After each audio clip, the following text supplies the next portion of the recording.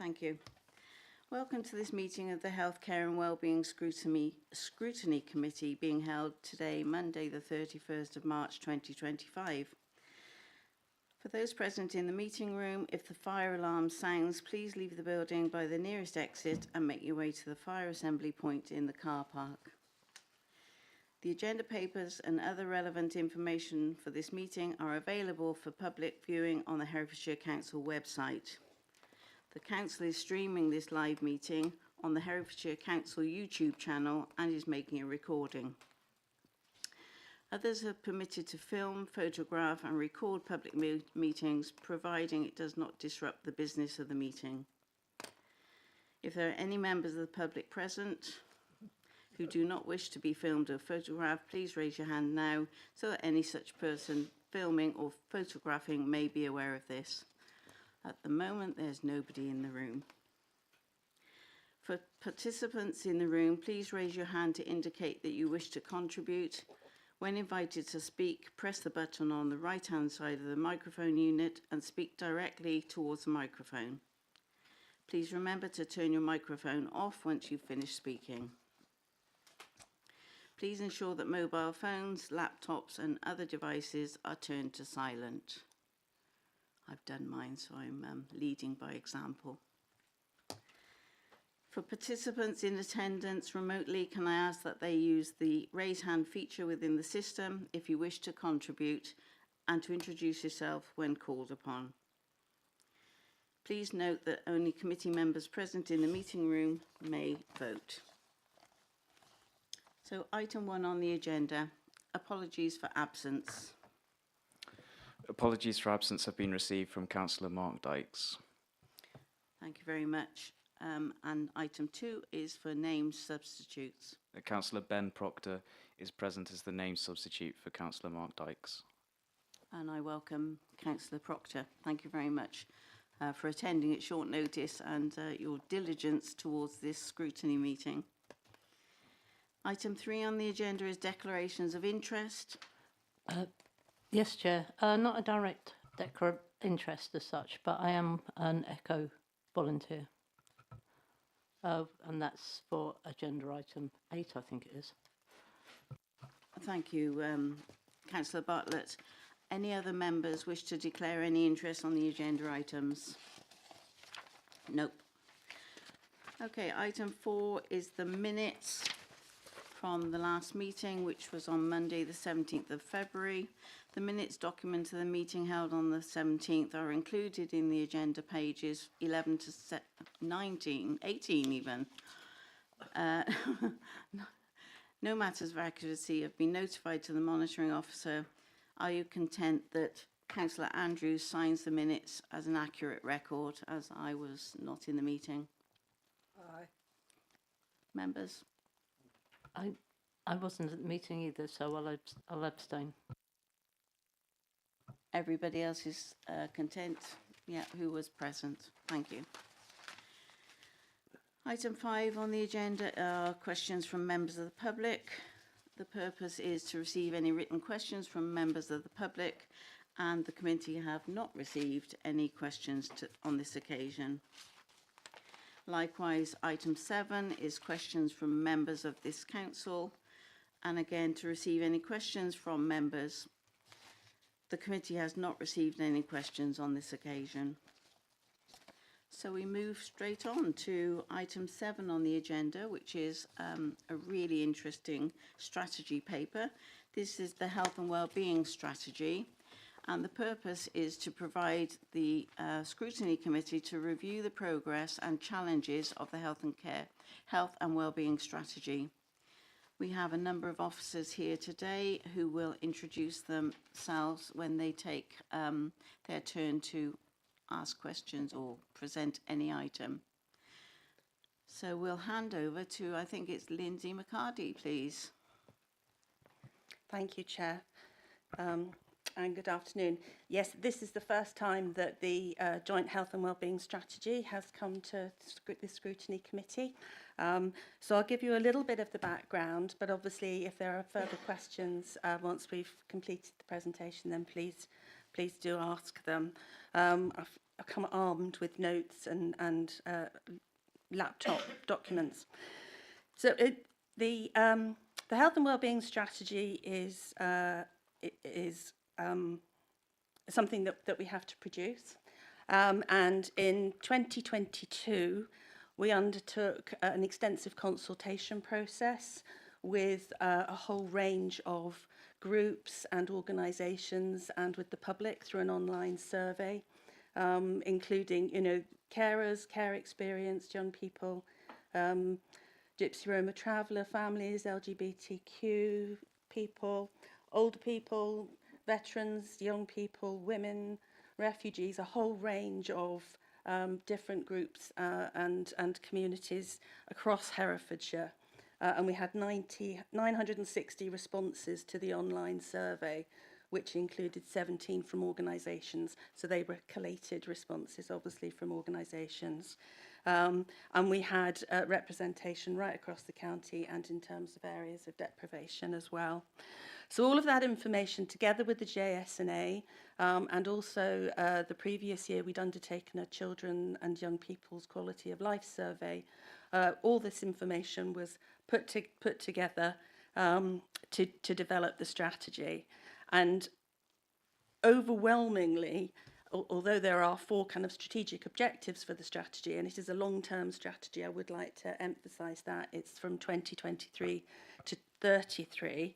There were 2 key priorities that were overwhelmingly voted for, if you like, across all this consultation and engagement, and that was to give our children the best start in life, focusing on the 0 to 5-year-olds, and to provide good mental health across the lifetime for everybody in Herefordshire. 2 very, very large areas, and I would probably just like to say at the outset that although there is a focus on 0 to 5-year-olds, and there are good reasons for that, we're not ignoring the rest of our children and young people entirely. Clearly they're covered by the Good Mental Health Programme, but also I'll talk a little bit later on about we've developed a Healthy Schools programme, so we're ensuring that our children actually are covered in terms of their well-being and best start in life throughout their school age years as well.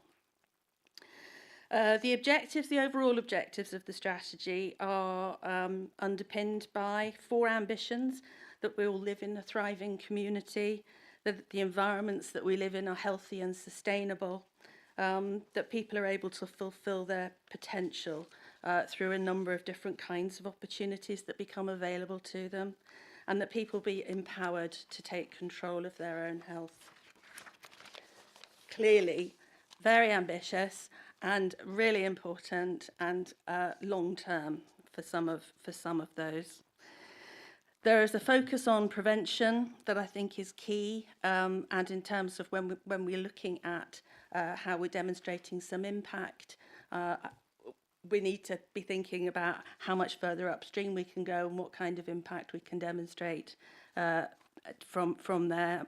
Reducing health inequalities is paramount, as is working as a whole system.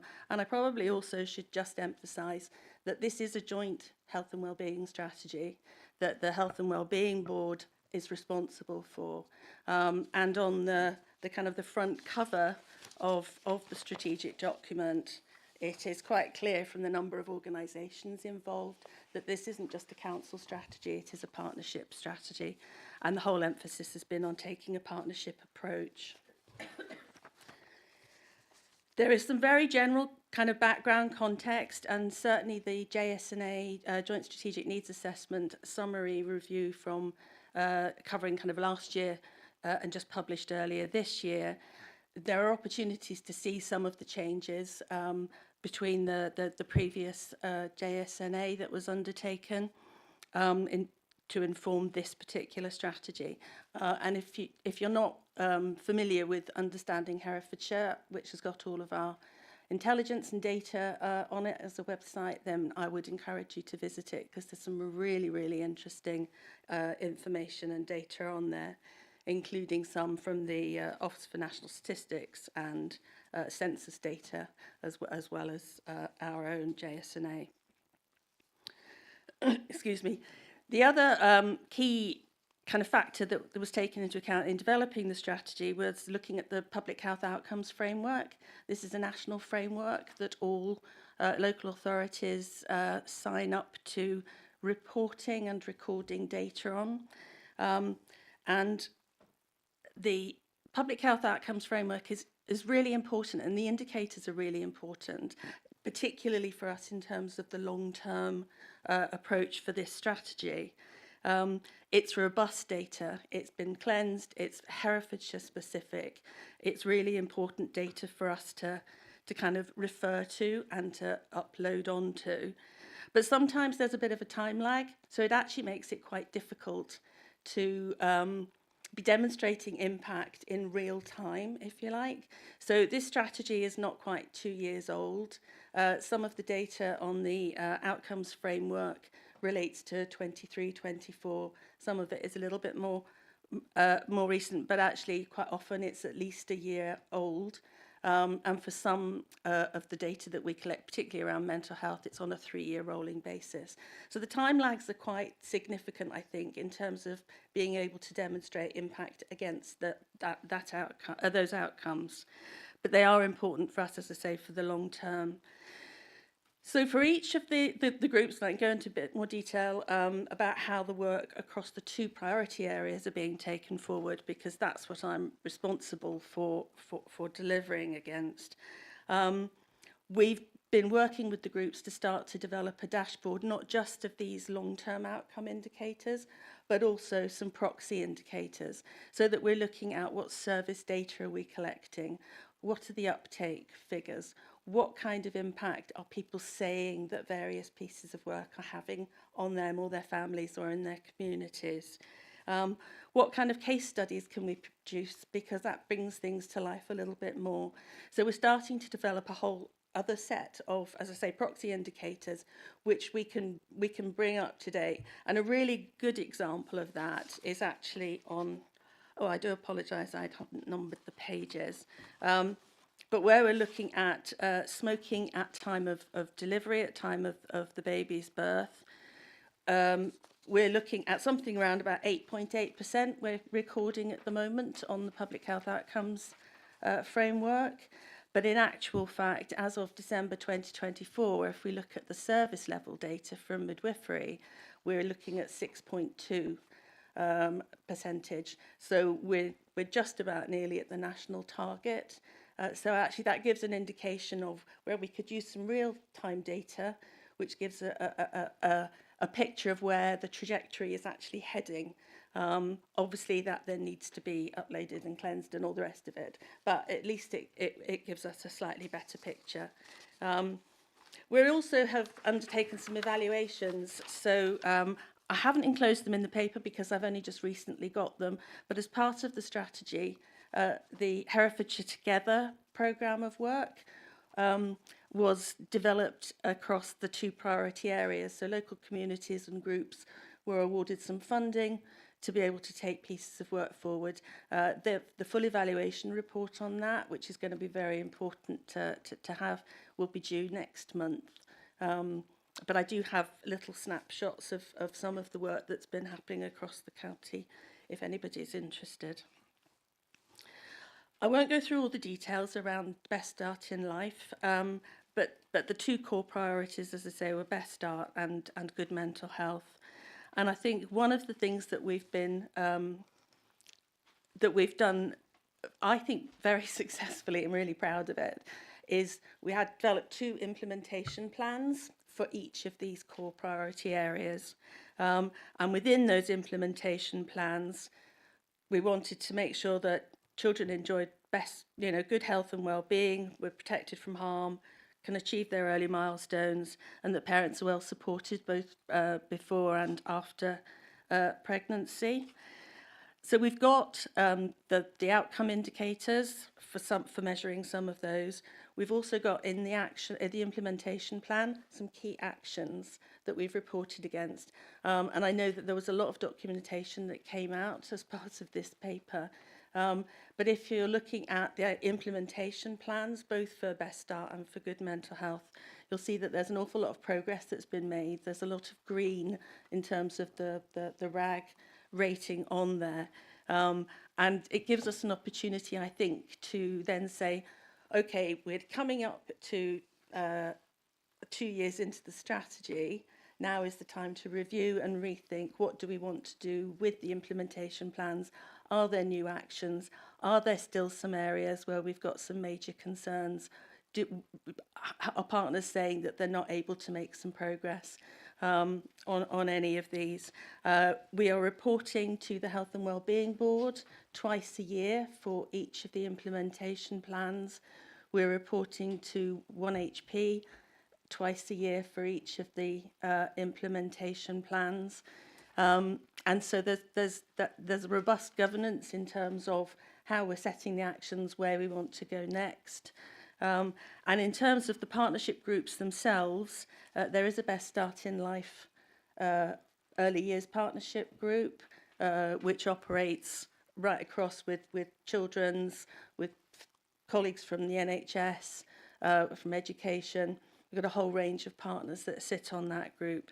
And similarly with the Good Mental Health group, that one focuses mostly on adults, but it has a standing agenda item on children and young people's emotional health and mental well-being. So we're covering kind of both priorities through groups. Interestingly, the Good Mental Health group is actually chaired by the Mental Health Trust, somebody from the trust, which is actually really helpful because it also makes it feel much more of a partnership arrangement. And obviously the Health and Wellbeing Board is made up of partners as well. I don't plan to go through all of the initiatives, but I think in the paper I've highlighted a number of areas where we are well ahead of the curve really in terms of things like supervised toothbrushing, because that's being introduced now nationally. We've been doing it for a couple of years. We should be getting data from the 5-year-old dental survey sometime later this summer. So we would hope to be able to see some impact. Obviously, if we've got children who take part in the survey in schools where they didn't go to, the nurseries weren't taking part in supervised toothbrushing, there is no direct kind of causation or correlation, but we would hope to be able to demonstrate that there's been some effectiveness. And certainly in terms of sort of the feedback that we get, both from the nursery settings and from parents, it's made a real difference to some of the lives of their children. And I think made going to bed quite a lot easier for some of them because it's become normalised to brush their teeth. In terms of the Solihull Parenting Programme, we have consistently been right up there in terms of recruitment online to the free courses nationally. We've done a huge amount of training, and it's multi-professional training so that we don't have just health visitors working with health visitors on the training. We've actually got a whole range of professions. Lika, who unfortunately is off on long-term sick at the moment, has also been training foster carers, done a lot of work with social workers, linked the work into adverse childhood experiences and the training that's gone on around trauma-informed working. And in terms of smoking cessation, we've not only got the trajectory down for smoking at time of delivery, but it's actually speeded up over the last year as we've introduced Swap to Stop, so offering vaping, smoking cessation support to pregnant women and their families. And we've just now developed a pathway with our health visiting service so that there's postnatal support to be available to mothers. We know that nationally something like 70% of women who've given up during pregnancy will go back to smoking within that first year after the birth. So we need to make sure that we're doing work and supporting women and their families after the birth as well. In terms of good mental health, again, there are 4 kind of overarching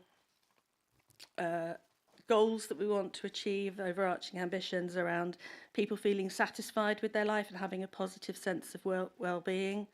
Families are able to access appropriate mental health information. People feel safe from harm in their community, and people feel connected to their community. And I think the mental health priority is probably clearly much more difficult, to measure, but also to develop programs that are led by a single agency. A lot of this is about community-based work. A lot of it is about what's happening in schools. There is quite a lot around training. But certainly we have, again, identified through the implementation plan a number of areas where we've made huge progress. We have just about signed up, well, we did sign up as a partnership to the Prevention Concordat, so that's just in place. There is a suicide audit group, and a suicide prevention strategy is just due to be published fairly soon. Which again has been a huge amount of work engaging with partners, and it's a whole partner effort really. Mental health needs assessment was completed towards the end of last year, and that will also be published quite soon. I've mentioned Herefordshire Together, and the Healthy Tots Healthy Schools programme has begun really with primary schools. So there are 41, I think, signed up. Or 45 signed up to the Healthy Schools programme. We're now rolling out a whole series for nurseries as well. So we've got the Healthy Tots programme. The high schools are starting to come on board. We've got several now who are keen to take part in the whole Healthy Schools programme. And at some point in the future, we plan to take it on to FE colleges as well, because we don't want to leave our older young people behind.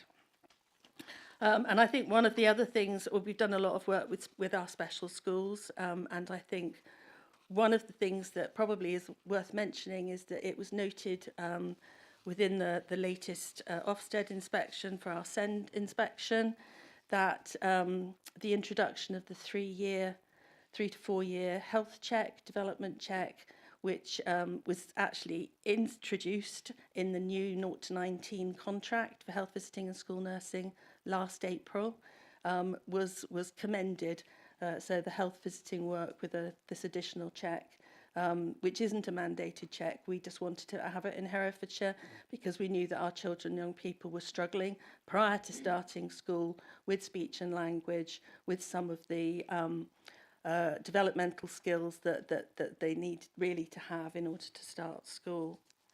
And the Baton of Hope, which we're very proud to be hosting. We were one of very few counties to win the bid corporately to run the Baton of Hope, which is mainly around raising awareness around suicide prevention and for those people who've been bereaved by suicide, and that will happen in October.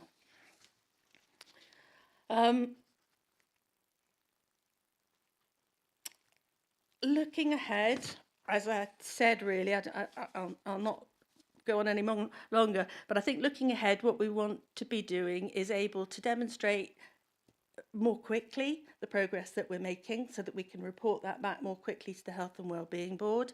We want to work slightly differently with 1HP so that we can get better dialogue going to ensure that our primary care colleagues are absolutely on board and that there are no issues coming through from general practice that we need to be picking up quickly through our implementation plans, and obviously to provide assurance to the Health and Wellbeing Board because that's the route that we go through.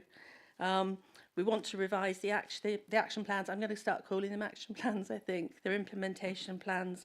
We want to revise them. We want to be able to have a record of what we have achieved so far, but without making the documentation any more enormous than it already is. And as I say, to develop our proxy indicators and different kinds of dashboards. And we're also developing a folder for case studies and specific evaluations. That's probably as much as I want to cover just now, if that's okay. Shall I hand over to the presentation from my colleagues from Early Help and the work that they've been doing, which also supports the strategy implementation. Thank you. I think that would be a really good idea, Lindsay, and then we'll start our questions. Okay, thanks. Yeah. Good afternoon, Councillor Crockett and all the Scrutiny Committee for the Health and Wellbeing. My name's Nicola Turvey. I'm the Early Help Head of Service. I'm here today with my colleague, Dawn Knight, who is Service Manager in Early Help and who leads on our work in the Best Start in Life. So I'll hand over to Dawn, who will start the presentation, and I'll just pick up about what's happening in the future at the end. So over to you, Dawn. So this part of the presentation is going to, excuse me, talk us through how we very much do a lot of preventative work as part of our universal offer, primarily through some of our children's centre services, but importantly through our community groups as well. So it's very key that we're connected in Early Help with what's going on out there in the community and looking together at how we can deliver those key health messages through those groups, those services, and through our workers. So that families who are accessing those services can get those really good messages about how to give their child the best start in life, whether it's about breastfeeding or becoming a new parent and what that journey into parenting looks like for them. We want to make sure that there's collated messages wherever that person might want to go for a bit of support, that they can get the same information. So we've listed just a little on the presentation around how we get our message out there. So first and foremost, in the Children's Centre Facebook, we have about 70,000 visits a month. That's not individual visits. Next. Next. Sorry. I thought this button used, so apologies, yeah. So on our Facebook page, we put a lot of the national and local health messages. We put things out there around immunisations and how parents can access NEF funding for their children. Anything really that's to do with the health and wellbeing of under fives. If there's a local message or a campaign, we put it on our Facebook page. As I said, 70,000 visits to that page a month. That's not individual visits, that's a collection of, but we've got 4,500 followers. And what we find from that Facebook page is a lot of that interaction is that people are either just liking or asking questions or asking to be signposted to groups and services. So for us, it's a key part of that wider reach into the community. The children's centres themselves run some of our baby health groups. We also have other people coming in from the community to run play sessions with children and families. And throughout those sessions, we will promote dental health, wellbeing, immunisations, child development and play.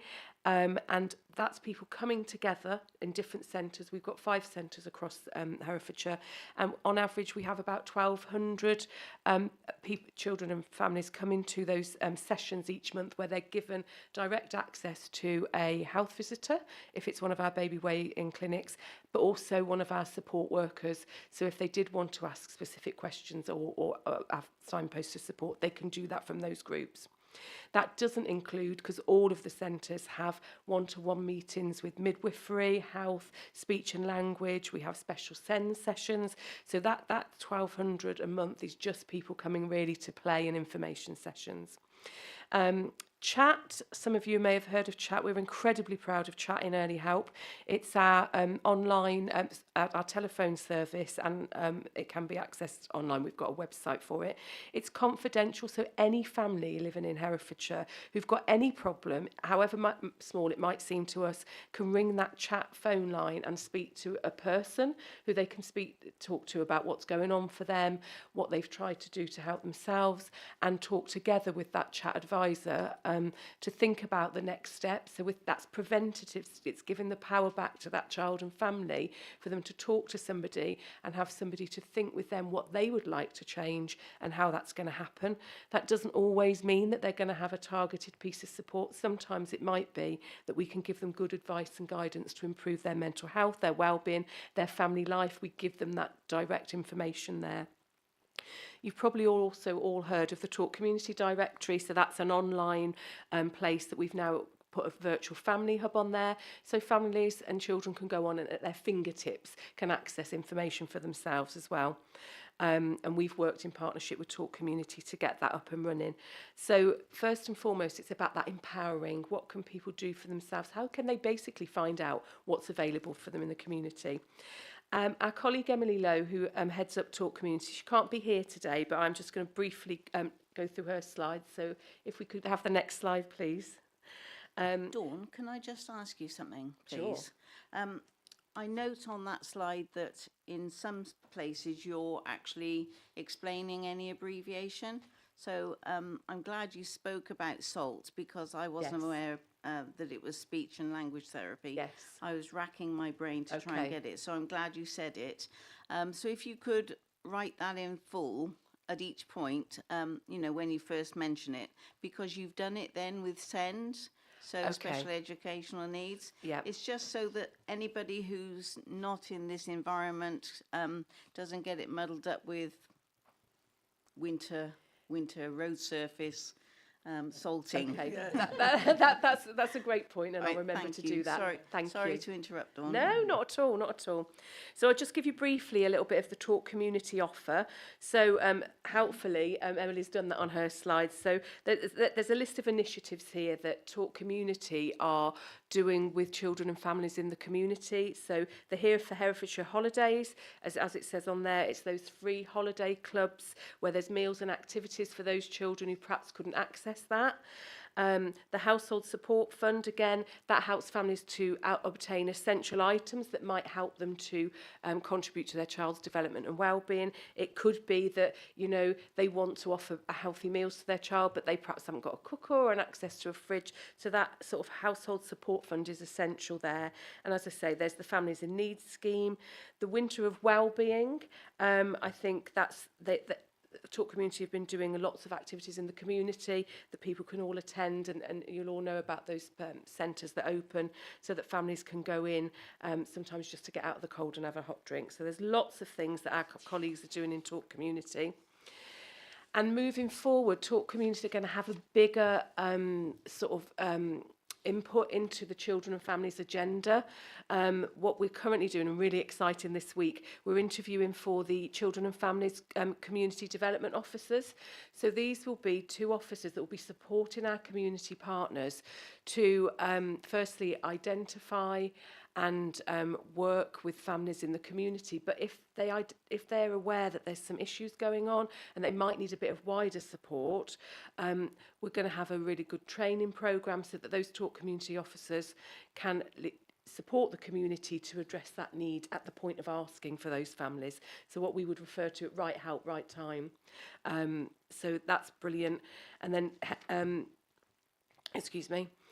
Emily's also, and I don't know a lot about this, if there's any questions about these other initiatives, please do go back to Emily Lowe, but that she's launching the Play Streets about safe outdoor spaces. We're expanding the community-led family support through the hubs and networks, and also increasing access to support for the most vulnerable, which includes supporting them to access certain schemes. Next slide, please. I'm nearly there. So just from a children's centre's perspective, how are we contributing directly to some of these health outcomes? So I've just got a breakdown of data there, which I'm not going to go through all of it, but every time we do some work with a family one-to-one, and they've got what we call level 3 need, which means they need multi-agency support. Within that piece of support, we're always looking at their health and well-being. So you can see some of the key factors here. So a lot of the work we do within those early help assessments are around child development, access to parenting programmes, communication with your children. So as well as the targeted support we offer, we're always remembering this is an opportunity for children to learn and develop and help their parents to give them the best start. One of our lovely flagship services that we've offered for a while now for our parents who are under 21 is called First Steps. And for some parents who are on their first baby and they're younger, they may not have had a really good experience of either being parented. Next slide, please. I'll get used to this. And it may be that they just need that extra support and somebody doing some one-to-one work with them to help them get onto that journey of parenting and actually thrive with their child and do some really good stuff to help them with their learning. So we don't do that on our own. We do it in partnership with our health visitors, our midwifery colleagues and one of our learning providers nationally. And it's a 6-month targeted support session with those families, either one-to-one in their home or in the centres, where they can basically learn to be a parent with a supportive network around them. The last year, we had 50 young time parents that we supported. 58% of them completed the full programme. What we find sometimes, if they come for a few months, they suddenly gain their confidence and they realise they've got a network around them, so they don't feel they want to complete the whole thing, but it's even great to see that that confidence in parenting is raised. So if we just go to the next slide, and then it'll be my last slide. We collect feedback from families all the time, certainly throughout the piece of work that we do with them. But this is, and at the end we get evaluations, and I think this is really powerful. So this was a young mom, a very young mom, who did live at home with her parents, but very much didn't feel that she had a lot of support, and at one point she didn't know if she'd be able to continue to keep her son, because she just didn't feel she had the skills to do that. So this is a bit of feedback that she's given to one of our workers, who literally from the start said, you can absolutely do this and we can help you to do this. So I'm not going to read it all out, it's quite powerful, but I particularly like where she's put to our worker, I wish you could understand how much happier and more secure you have made me feel, especially helping me to make me to feel more like a mother. I'm so grateful that you never gave up on me and my son, and when he grows up, I'll tell him how you helped us and that you were there for us, and if you weren't, there'd be no support. I mean, that's just one example of some of the feedback and some of the difference that's made from this one-to-one support. So I've talked a lot. I got the slides mixed up. However, I'm going to hand over to my much more experienced and professional colleague, Nikki Turvey, who's our head of service. Next slide, please. We're still on that slide presentation. Is it gone? Great, great. Tina Russell, our Director of Children and Young People, wanted this opportunity to be used to actually talk about the government's part of the government's welfare reform bill, and part of that is the introduction, which starts tomorrow, of the Families First Partnership Programme. And some of you might know, but the Supporting Families programme that Early Help has delivered for about the last 10 years comes to an end today. And Herefordshire met all its payments by results this final year, which is really successful.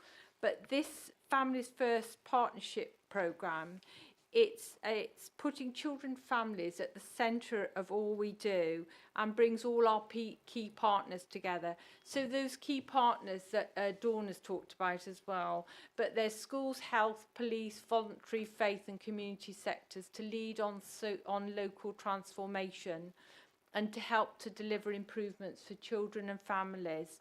There are two parts to this Families First programme. There's the family help, and then there's the multi-agency child protection teams. Next slide, please.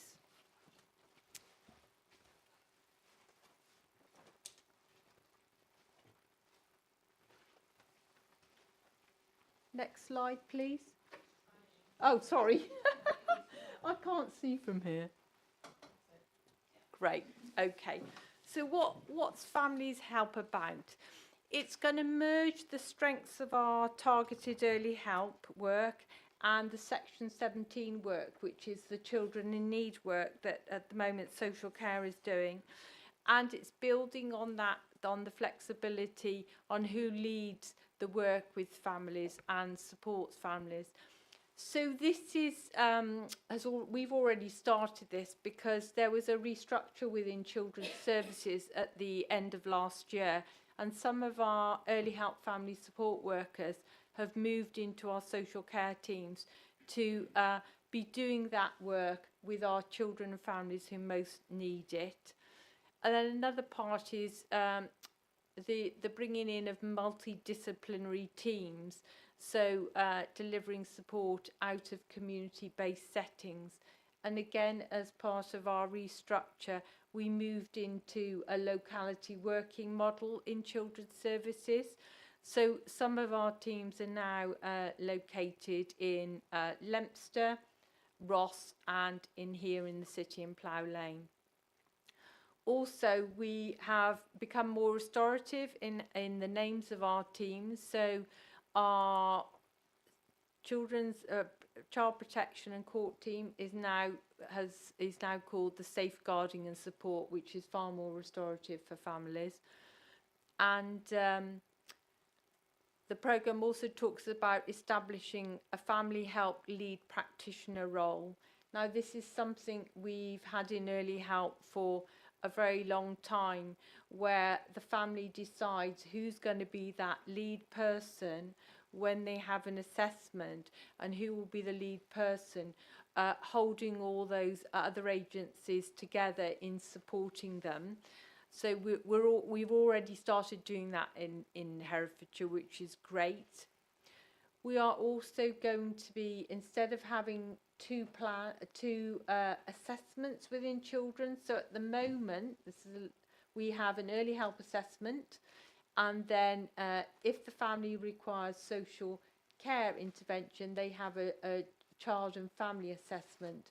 As part of this new programme, those two assessments are going to be merged into one assessment, and we'll be starting that work in April, and we will be looking at developing a single assessment, and then we will also be working with our partner agencies and children and families about getting their help in doing that.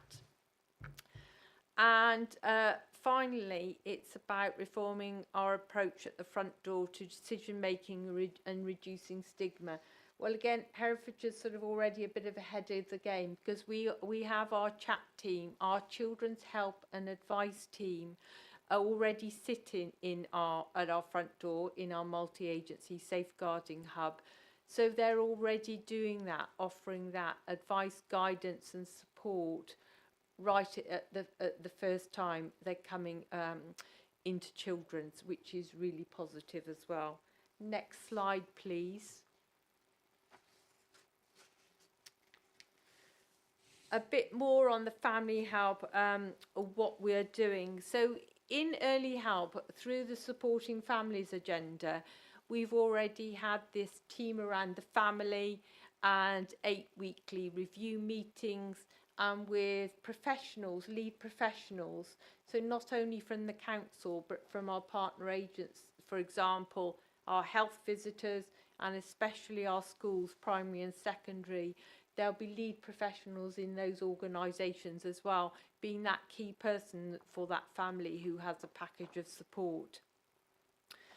We have on average about 550 early help assessments active at any one time, and within early help the family agree their assessment and their outcome focused support plans. So again, we're already doing what the government are wanting us to do, and which is great for us. We also commission a targeted service so that families have a choice if they don't want to be supported by the council at that early help stage.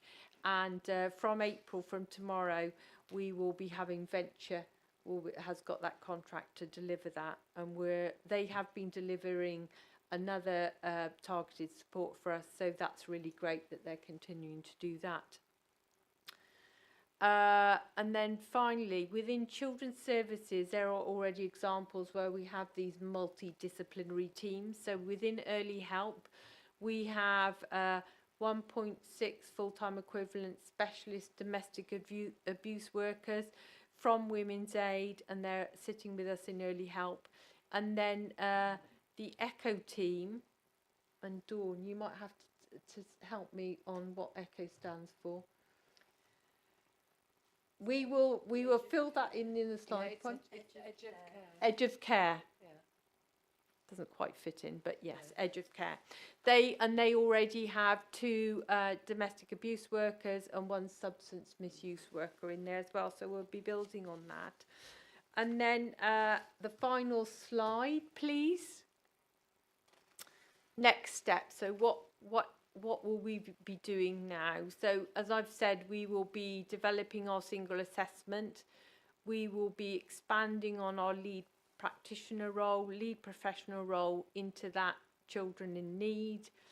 and we are going to be launching a revised partnership levels of need, which Dawn referred to, our Right Help, Right Time document. We will continue to develop our multidisciplinary teams.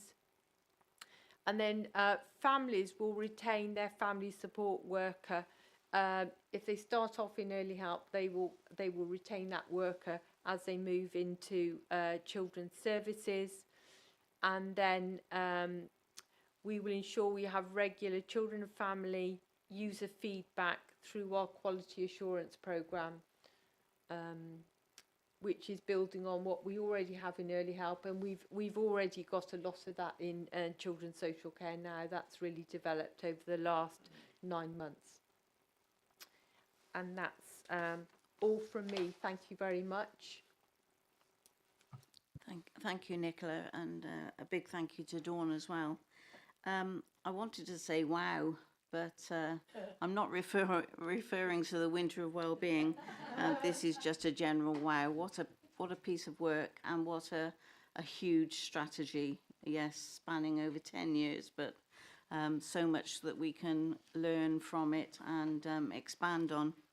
So before I come to committee members, I don't know whether Councillor Gandy, who's the Cabinet member and also the chair of the Health and Wellbeing Board, would like to have a word about this, because obviously it's her responsibility. One of the other things that I was going to address was that you know, there are many people involved in this, and we all recognise that multidisciplinary work is paramount, and also partnership working is paramount. So to get that all together is really wow. Yeah. Councillor Gandy, did you want to say something? Thank you. Yeah, I think you summed it up, that the health and wellbeing strategy is a really big document with lots and lots of targets in there, and things that we are really determined to do within Herefordshire to improve the lives of children and adults. I think in general, a lot of this falls upon public health. Our partners work very closely with us on the Health and Wellbeing Board, but a lot of it falls within public health. And I think one of the things that I noticed when I took over as the Cabinet member for adults health and wellbeing was the fact that very few members of the public and very few councillors recognise just how much work is going on within public health. There is a huge amount of work that goes on behind the scenes, and one of the things that I want to do, and I'm sure Zoe does as well, is to raise the profile of public health in Herefordshire, but also within the council, because I think people just do not recognise, and I'm sure you going through this document today were not aware of all the things that we are doing. It's a challenge. It always is a challenge. And as was said earlier, it's probably easier to deal with the best start in life, because we have some control over that within the local authority. It's much more difficult when we come to deal with mental health. But there's such a lot of work going on here that is working so well. And I think although there are challenges, everybody that's involved with health and with public health, we've been through some, as a directorate, some really challenging times over the last few years. I mean, since I became a councillor here in 2015, I think we've had 5 or 6 directors of public health. That is not something that makes for a stable directorate. I'm sure going forward with Zoe that will change, and I can't speak highly enough of the team that work within public health and what they've been doing. Also, the directors of public health that have gone before, both Kate and Matt, and those previous to that, and I can't even remember some of their names because there's so many of them. But they do really work hard out there in the community, and that's what's so important, is that they're out there in the community. So at the moment, that's all I want to say about it, and perhaps later I'll sum up. Thank you, Councillor Gandy. And yeah, Zoe, you've got really big boots to fill here. I don't know whether you just want to introduce yourself for all those people who don't know who you are and what you're going to do for us. Okay, so can you all hear me fine? So I'm Zoe Clifford. I'm on day one of being Director of Public Health. So very glad to be here. I'm very glad to spend the afternoon here at Scrutiny. Before being here, I was working regionally in public health, and before that, I worked for nearly 7 years in Gloucestershire County Council in public health. Certainly what's in the health and wellbeing strategy, in terms of where my energy and interests in terms of early years, best start in life and good mental wellbeing, it definitely chimes with me in terms of what where my energy will be public health wise for the population. I'm really interested in the differences in our population as well. We quite often look at figures and sort of blanket figures, but actually really understanding beneath that some of those challenges and what we can do to improve everybody's health across the area. Thank you, Zoe, and again, a warm welcome to Herefordshire. We are quite an interesting county, and you'll find that out in bucket loads, I'm sure, as you continue your journey with us. Some people might ask why this was brought to our committee, but I think it's really important that people recognise the early start in life. If you don't get a good early start in life, then you potentially have not excelled and you will not get the best out of your whole life. So it's really important to get that recognised, and it again, it is in a lot of ways. So before I open it up to committee members, could I just ask one kick-off question, really, about how effectively the strategy translates into actions and measurable results. You've already mentioned that the smoking cessation has taken off really well, and I applaud that, because Wye Valley used to have really brilliant results in smoking cessation for pregnant women and their families. We have now, I understand, got 2 specialised midwives who deal with that area of the agenda, and I think having that named person and that team that can push things forward is really important. And again, I hope to see these targets really kicking off. So it'd be interesting to know whether we could perhaps review that in 6 or 12 months, because you know those figures are improving now already.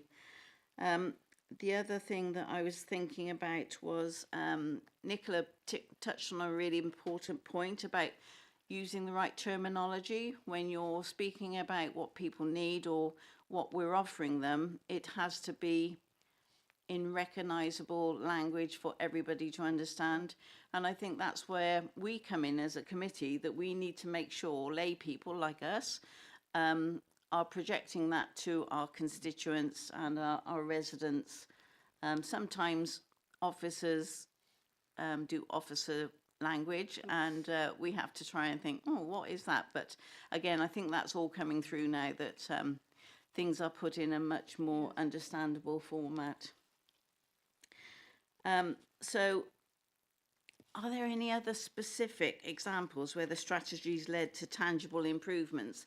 And I don't know whether Julia would like to come in on this, because I know she's been involved in the dental decay area of the strategy.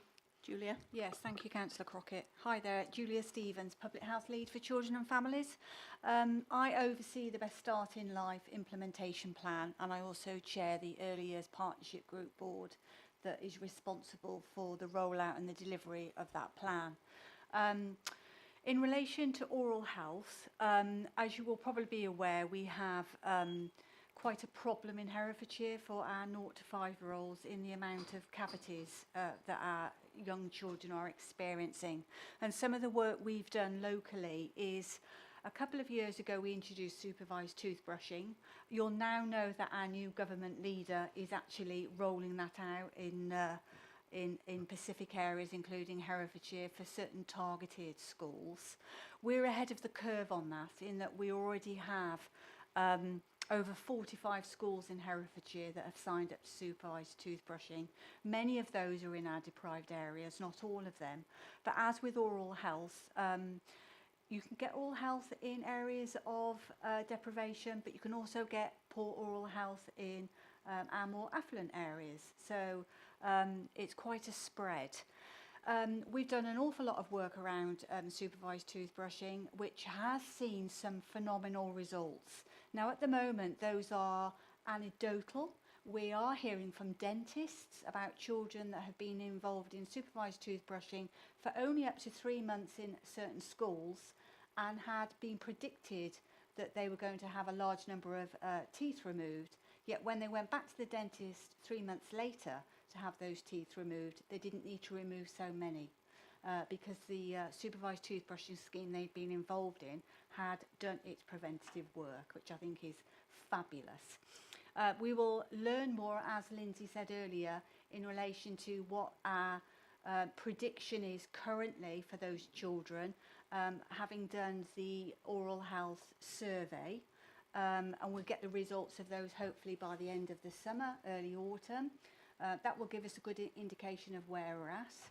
And in relation to one of the actions in the plan about working with partners, this is not something that myself or the Early Years Partnership Group or even Public Health can do alone, and that is to try and recruit more dentists to Herefordshire, because as we know, they don't necessarily want to come here to do that work, and dentists are few and far between. So we have managed to set up and recruit 2 new dental practices in Herefordshire. We have one on Commercial Road in Hereford that's already open and taking families and children, and we have another one due to open in April, I believe, and that is in South Wye. So that's just a little bit of an example of the work that's been done and is making a difference in oral health. Thank you, Julia. And I think it's a big thanks to the Integrated Care Board, which looks at those things and has supported that. Councillor Gandy, you wanted to come back in?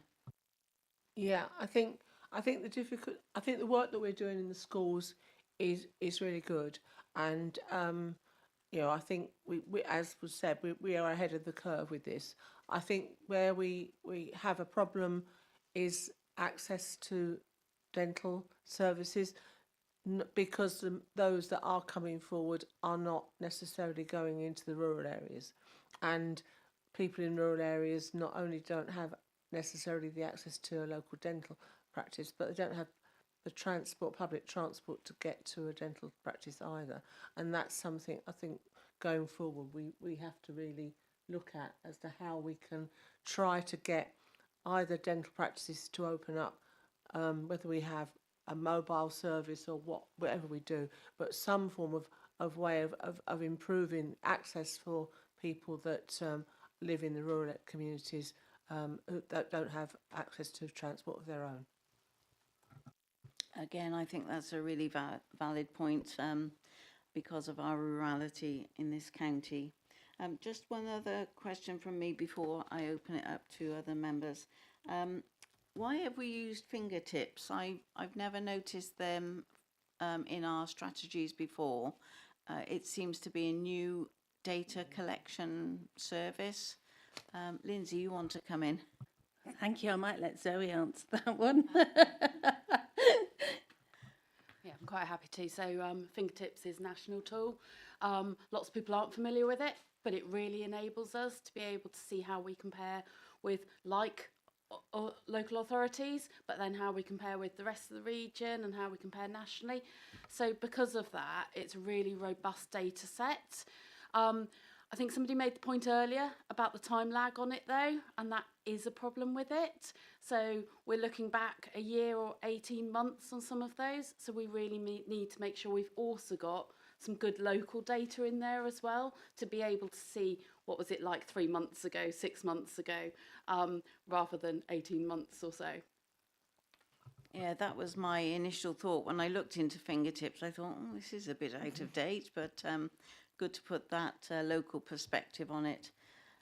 Committee members. Oh, right, we've got Councillor Andrews, then Councillor Bartlett, and then Councillor Thomas. Excuse me. Sorry.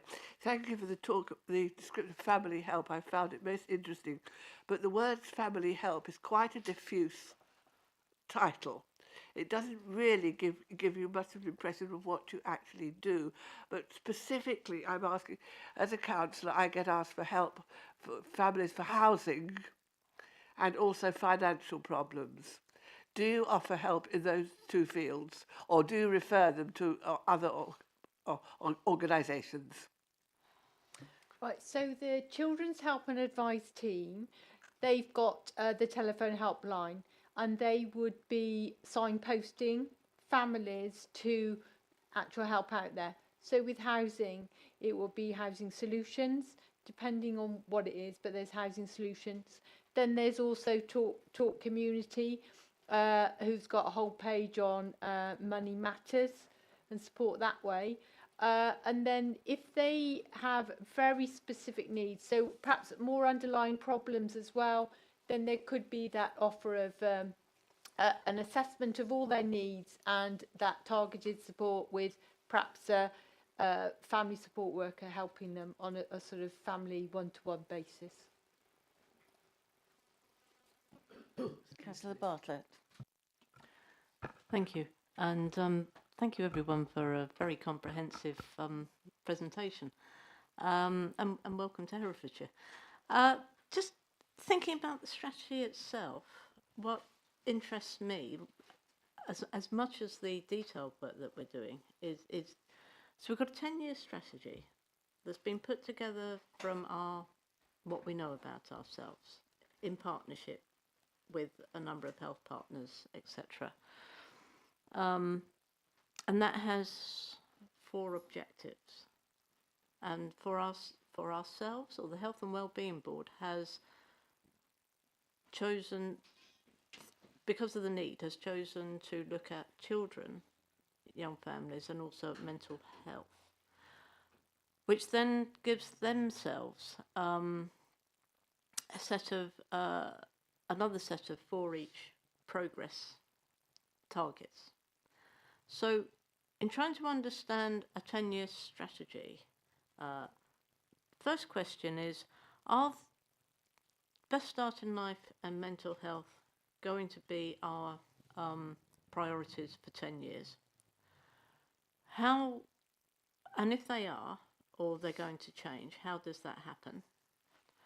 And then who is triangulating back the success or not of the individual sets of 4 aims of the 2 work streams back to the overall objectives set out at the top of the strategy, health and wellbeing strategy?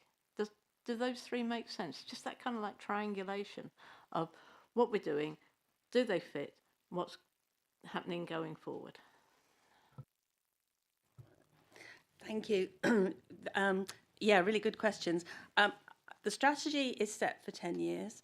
The implementation plans are, if you like, live documents. So the whole thing is kind of constantly under review. So the initial data, as I said, was developed from consultation, engagement, online surveys, data that information we'd previously collected before developing a new commission service for our health visiting school nursing work. We've got the Children and Young People's Quality of Life survey, which has just been repeated. So there's a lot of information that kind of went into the initial strategy, But it doesn't stop there. We're always collecting new information. So we have got the mental health needs assessment. I think this year we are going to be moving forward on a healthy weight needs assessment. So we're constantly feeding in new information that's being gathered. We're also doing a repeat of the quality of life survey with our special schools so that we can look at are there particular programmes of work that we need to develop there. I mean, to be honest, I don't know that we'd ever get to the point where we say best start in life's not a priority anymore, but that would be for the Health and Wellbeing Board to make a judgment on that. I do think that also we've got other opportunities to bring in new data. So, for example, Talk Community, we've heard some of that work. They now sit within public health. It's going to be much easier for us to triangulate that sort of data. Harpal, consultant in public health, has been developing a very, very powerful Power BI health inequalities tool where he can actually hone in on practices and say, these are some of the needs in your area. These are some of the particular population groups who appear not to be taking up screening or, you know, who are not engaging around vaccinations.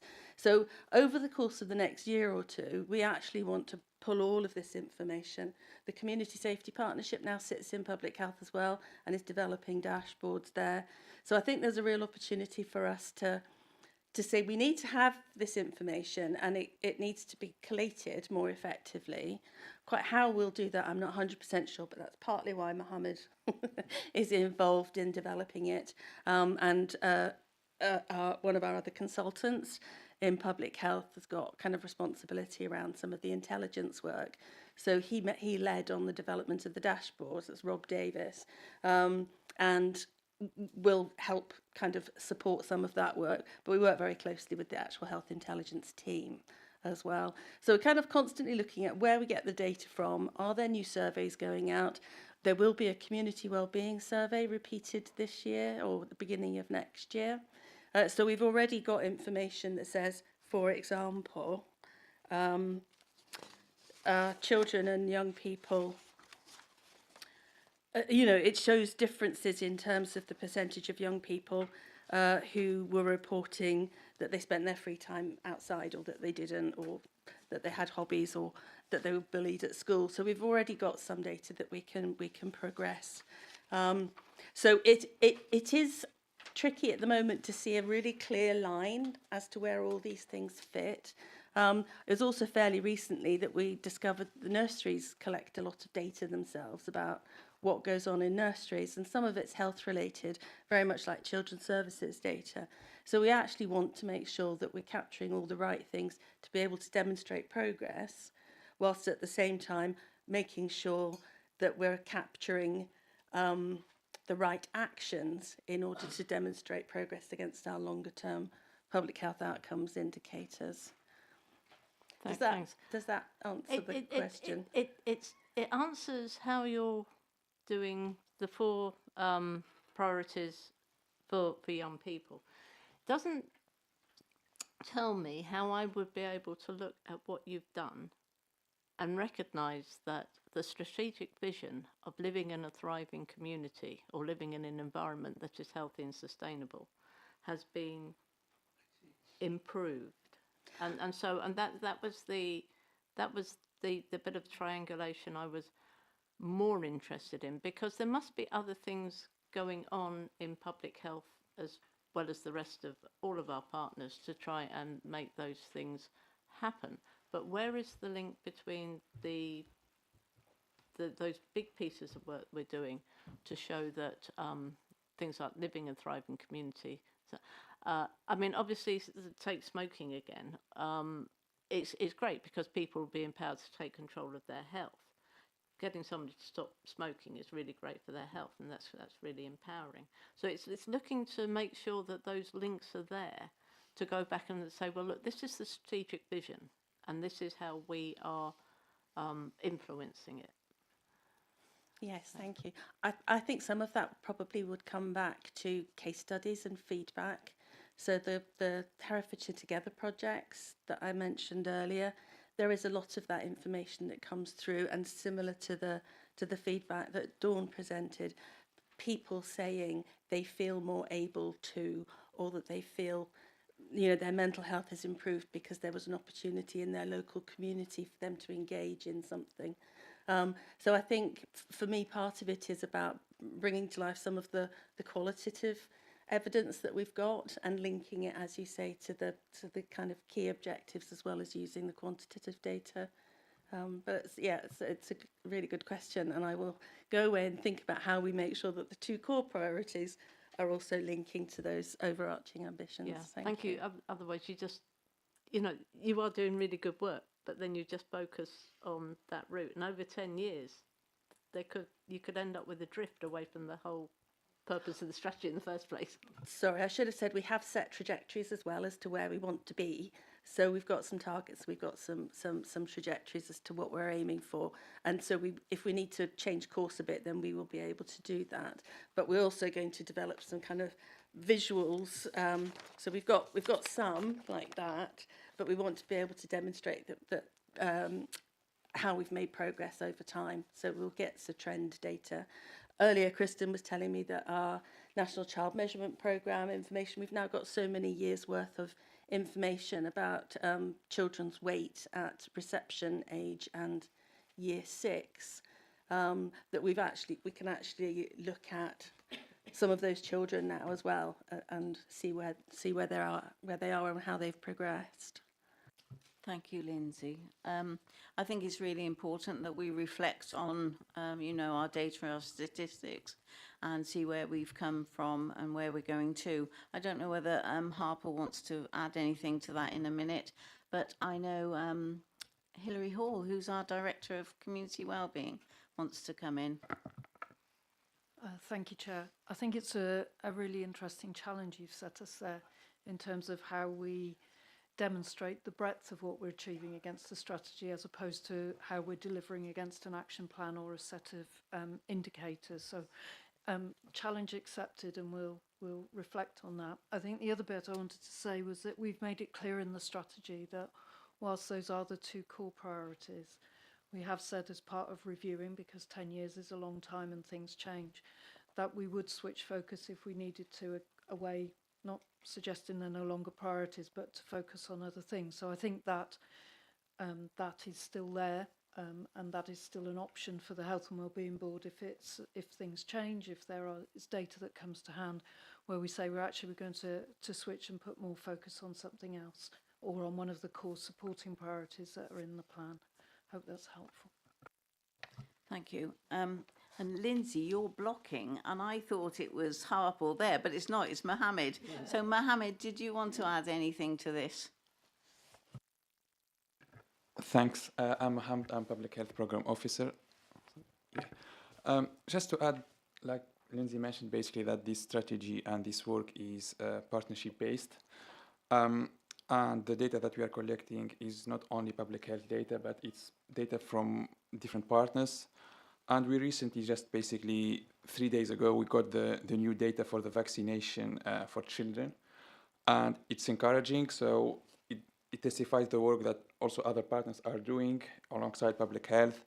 For instance, for example, for the MMR dose 1 at 24 months is now around 94.7%, which is close to 95%. This is for the data for Q3 of 24-25. MMR dose 1 at age of 5 is 96%. So basically that's the WHO standard. And the preschool booster at around 90%. And if you compare this to the data in other local authorities, is much, much better and high basically values. So there is some work that's being done, and we're improving, and it's not only our basic public health work, but it's the partnership work that's driving this. And just basically to mention that this is happening, and hopefully we can improve more and more. Thanks. Thank you, Mohammed. It's really encouraging, isn't it, to hear that. Councillor Gandhi, you wanted to come in. Councillor Thomas, if you just bear with us for a second. Yeah, so when I became chair of the Health and Wellbeing Board, I took the decision that in between the public meetings we would have workshops where we would concentrate on specific issues, so that we could do exactly what Councillor Bartlett is talking about, is look at what the breadth of it is and what are the issues that we need to be thinking about.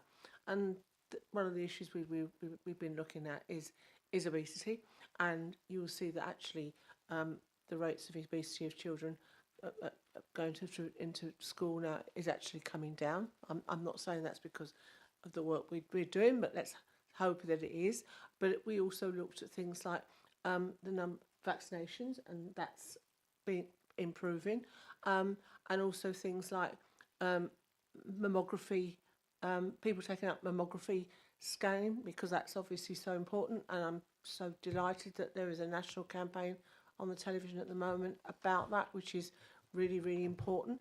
But also cervical screening is dropped significantly, and that worries me, and I'm sure worries many people, because of the fact that, you know, by the time you really get symptoms of that, it probably is too late. And we've talked about the fact that, and it sounds awful really, but actually if you get somebody really high profile that gets that form of cancer, a bit like similarly with prostate cancer, with people like Chris Hoy and people like that, that it actually raises the number of people that, and so if you go back to Jade Goody, when she contracted cancer, that raised the number of people, younger women that went for screening. And I think now also there's a big campaign going on about bowel screening as well. But so we all the time, yes, we're keeping our eye on the overall strategy, but within that we are recognising that at certain times, you mentioned to me outside of this meeting the fact that we've no longer got a breast screening unit in Morrison's in Hereford, and so at the present moment we haven't got anywhere in Hereford City for people to go, so they have to go to either Ross or to go to Leominster, and that is a long distance, and we need to do something about that. We need to find an alternative site to put that vehicle, but they are all things that we continue to discuss that are part of the wider picture, but we pick out issues when we see them being a real problem, not just within Herefordshire but across the country. Thank you again, Councillor Gandhi. Just comment on that, Councillor Gandhi. Mammography. I read recently, apparently there's been some sort of TikTok campaign, for those of you who look at TikTok, I don't, but that advises women not to have mammography, if you can believe it or not. I can believe it. Yes. I don't read TikTok. I don't have TikTok myself. It's just I read about it and I couldn't believe it. So I just... The campaign that's been going on, I think, in the last fortnight on the television about removing your bra and how much better you feel, and then moving on to breast screening is a good start. I think any social media medium needs to be sort of taken in the area that it's sort of broadcast. It's not an area. Take notice of it. Yeah, well, they need to look into the details of things, don't they? Lindsay mentioned green spaces, and I'm going to come across to Hilary to see if she wants to comment on, you know, the importance of green spaces and children getting back outside, and the offer that this council is promoting to get funding for areas for green spaces. No, okay, we can take that. We can take that out. It's not for green spaces. It's open spaces, but they are within buildings, or they could be attached to buildings. It's called the Community Open Space Grant, but it's actually for building or improving buildings in order to allow health and wellbeing activities to participate, which might otherwise not be able to. It's a shame it can't be in a green space as well. It could be. Yeah, it could be. But getting people outdoor, children especially, outdoors into the fresh air, would be really important. Councillor Thomas, I'm so sorry we've kept you waiting. You probably need to reflect on your notes now, but we'll let you come in. Thank you.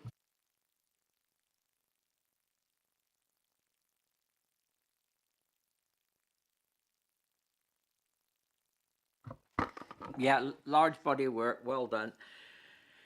I sat in these meetings and we're talking about community hubs. I have a rural ward which does not have one single community hub. My parish of Kingston are sort of slightly moving there, and hopefully.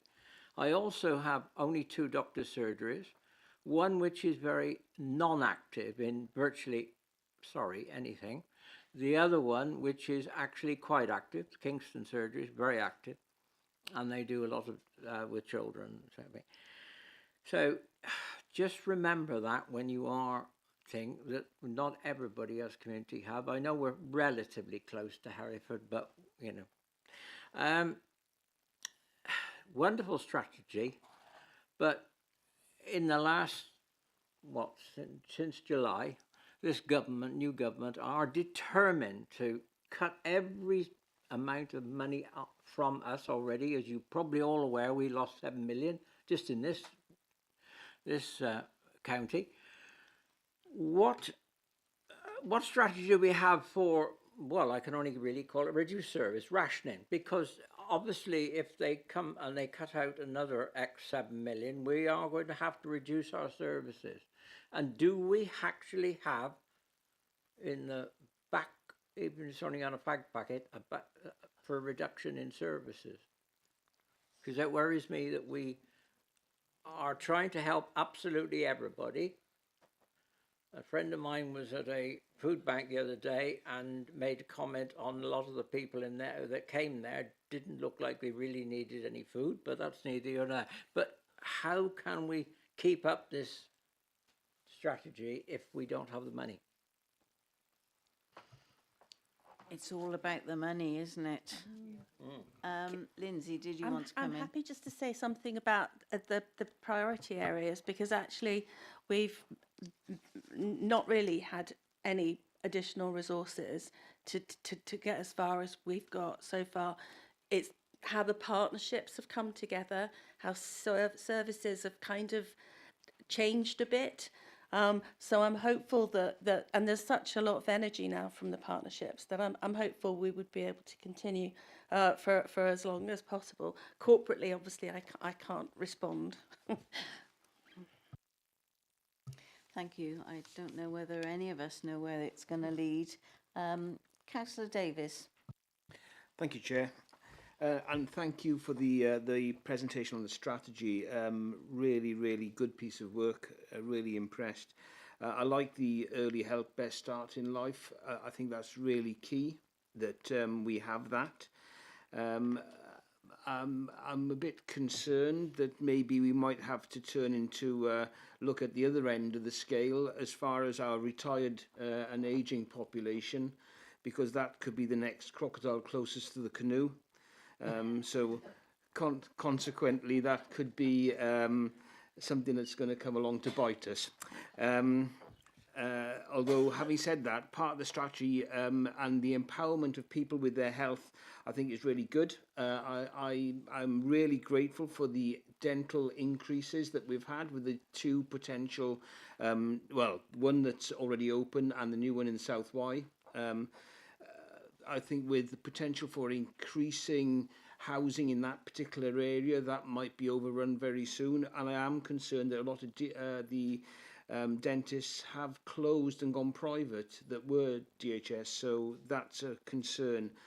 Would we be beneficial from having more minor injury units as well to support our healthcare within the county? A question that you might want to consider for the future. One thing I did want to ask was, I did notice that we did say that the under 21s would get first steps, the help with first-time parents. Is this something that's restricted to under? I know in your presentation you said it'll go up to 25s if they have SEND requirements. but first-time parents, do they all require support, irrespective of age? Just a thought. Thank you. I can comment on that. I think you're right. There are some parents who might be older who might benefit from that sort of extra support. But like one of your colleagues said, we can't open that targeted support out to everybody. However, if that family who are just having their first time child, whatever age they were, had other vulnerabilities, so if they, were out of work or anybody was using, or if there was specific vulnerabilities, then they would qualify to have that support as well. But unfortunately, as much as we want to, we can't offer it universally. Thank you. Thank you, Dawn. Councillor Bartlett. Thank you. Just thinking about the work that you're doing on the mental health side, a couple of things that kind of stood out for me in terms of so certainly for the young people, that kind of feeling, low mental well-being scores and worrying about their future or how they looked and what have you. And I guess an awful lot of us must by now have caught up with Netflix's Adolescence, which has probably made us all think about what it must feel like to be a 13-year-old at the moment in this country, and navigating life. I just wondered, somewhere within the public health work that we're doing, are we thinking we need to tackle social media or that kind of how social media does it's a huge part of young people's lives, and they get a lot from it. Sometimes it's not all good. So I just wondered whether that was going to be something that public health is doing. And then I've got another question. Zoe? I'll caveat this with not necessarily the knowledge of what's gone before, but actually teenagers are growing up with social media, and we won't have the ability to be able to change that, whether we think that that's a good or a bad thing. And as a mum of a teenage boy, I've got my own personal opinion about it. But what I think we can do, and what is within our gift in this area, is to build really good resilience with our young people, and that starts at the best start in life, but filters through to the work in schools, the work in our communities, to really build resilience in those young people so that they're able to navigate their way through social media, because they're growing up in a very different environment than the environment that I grew up in. No, I agree. It is. I mean, because you can't take phones away from youngsters. It'd be like taking their right hand away from them. And it is about that. It is about that. Resilience, understanding what it is that you're looking at. Lynn, sorry, you wanted to add something. Thank you. I was just going to bring in Kristen, who's the lead around mental health.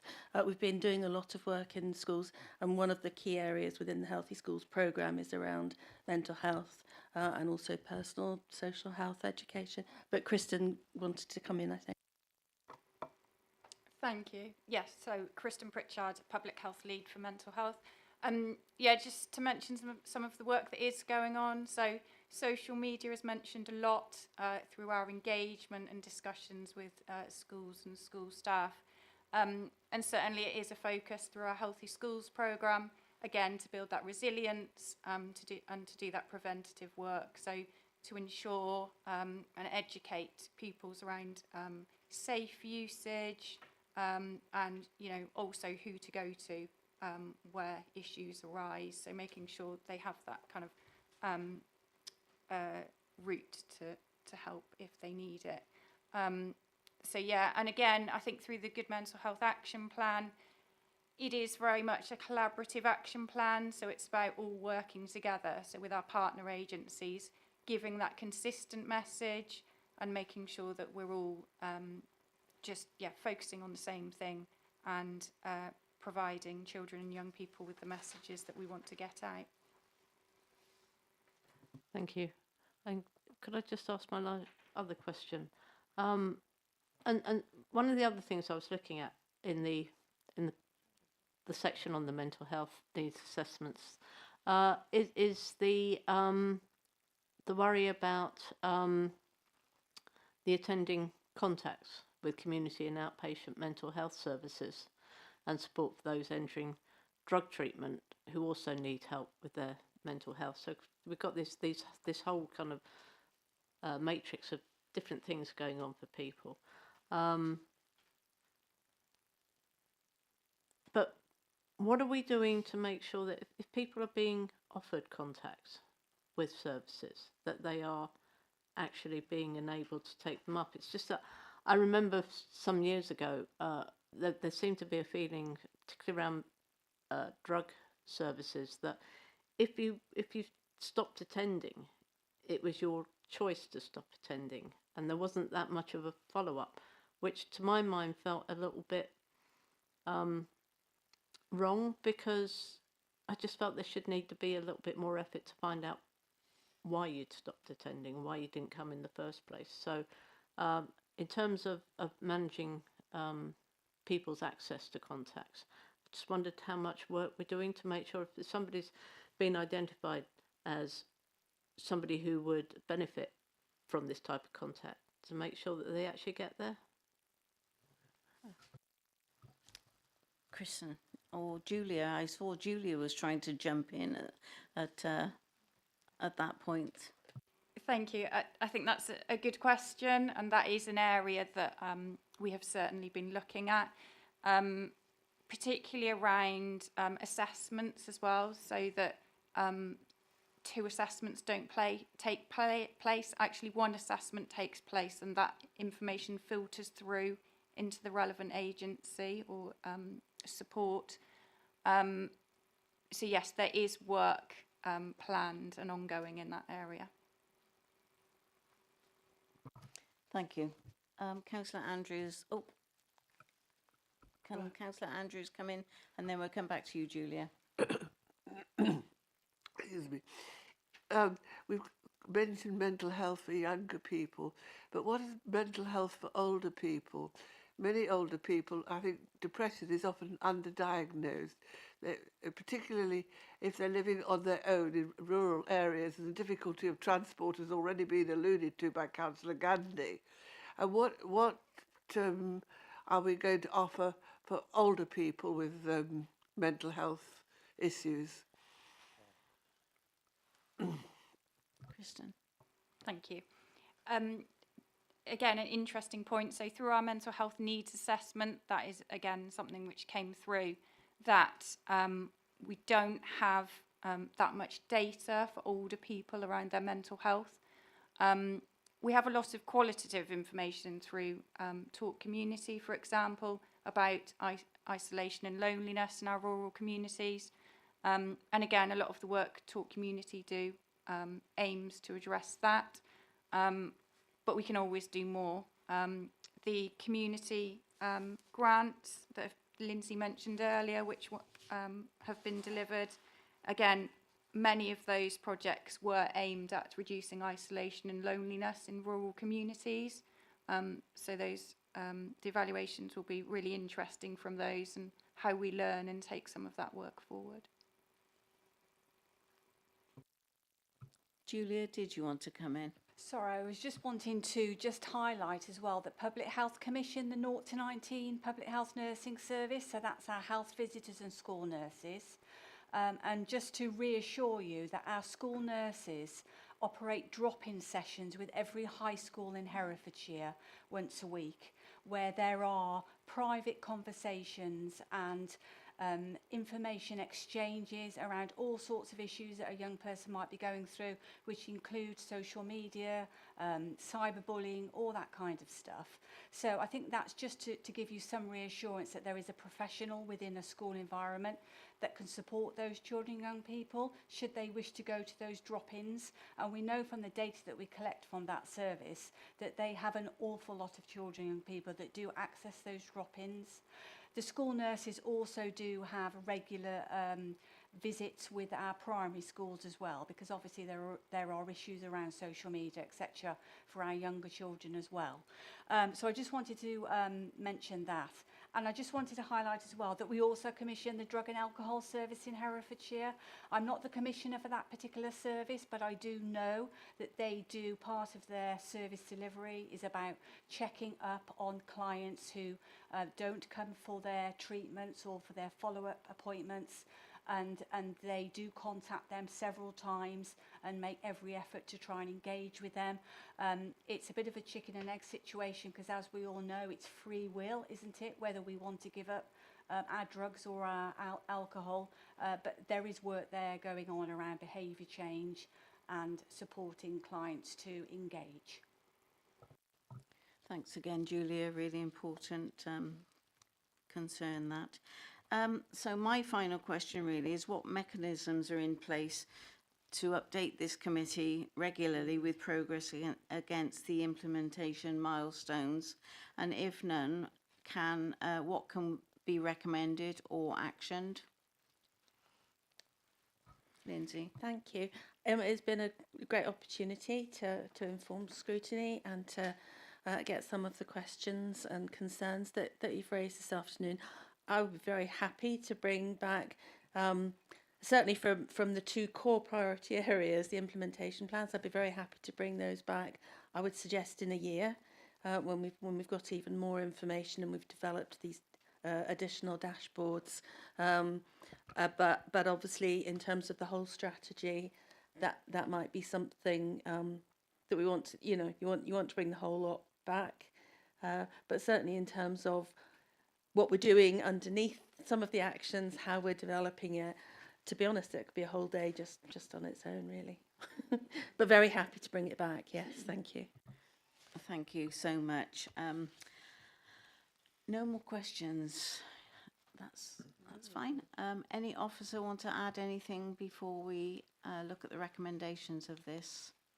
No, I think we're all covered. So the recommendations to committee are that Scrutiny receive and note the report in Appendix A, and the committee to make any recommendations or suggested actions. Chair, there is actually, I think those recommendations there pertain to the report with regards to the scrutiny that you've carried out.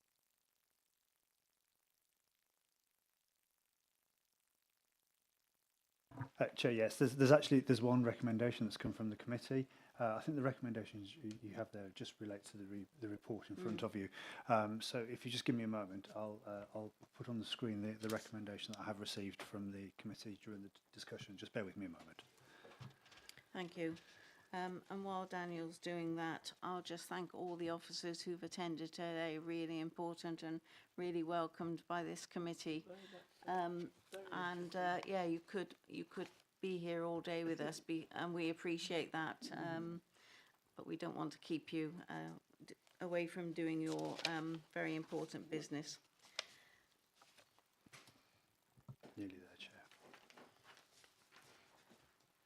We will have an adjournment in a few minutes once we've had the recommendations. It's on the board, Chair. Oh, it's on the wall there. Look. Do you want to read that out? Okay, Chair. The recommendation that the committee is suggesting is as follows: that Herefordshire Council demonstrates in its delivery plans how the work public health undertakes relates to the strategic vision and 4 ambitions of the health and wellbeing strategy.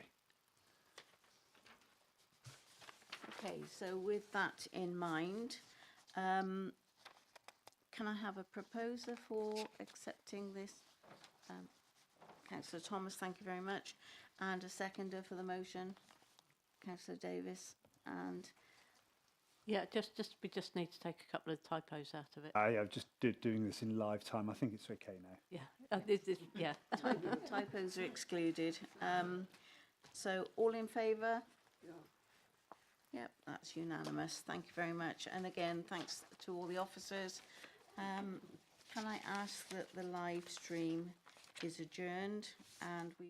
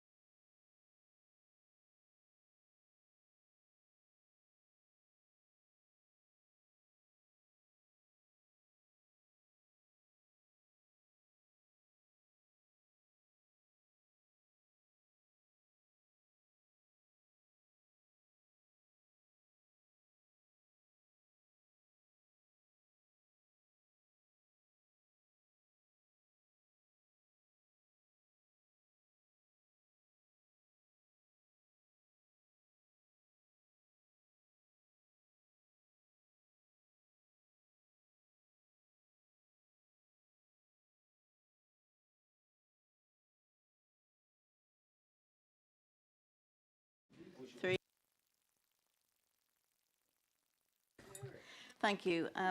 Welcome back to this meeting this on 31st of March 2025, Health, Care and Wellbeing Scrutiny Committee. Item 8 on the agenda is community activity, and it's focusing on day provision. The purpose is to provide information to support Healthcare and Wellbeing Committee to scrutinise this day provision service. We have a few officers with us now, and also we welcome Mike Cook. Yeah, let's go straight to Manny, sorry, not Ginny. We're not going to Ginny for a minute. Thank you, Manny. Hello, my name is Manny Jowagill. I'm Head of Service for Living Well, so it's Working Age Adults Commissioning Team. And thank you very much for the invitation, the opportunity to talk through these service provisions. We do have a set of slides, but I'll just quickly talk through the context really of these services. So the service provisions that have already been described are largely services that are provided for people who are cared for as distinct from their carers.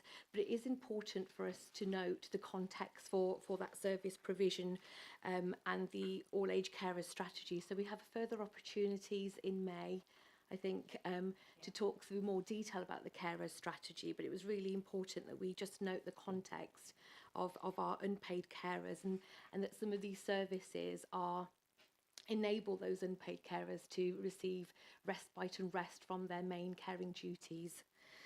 Okay.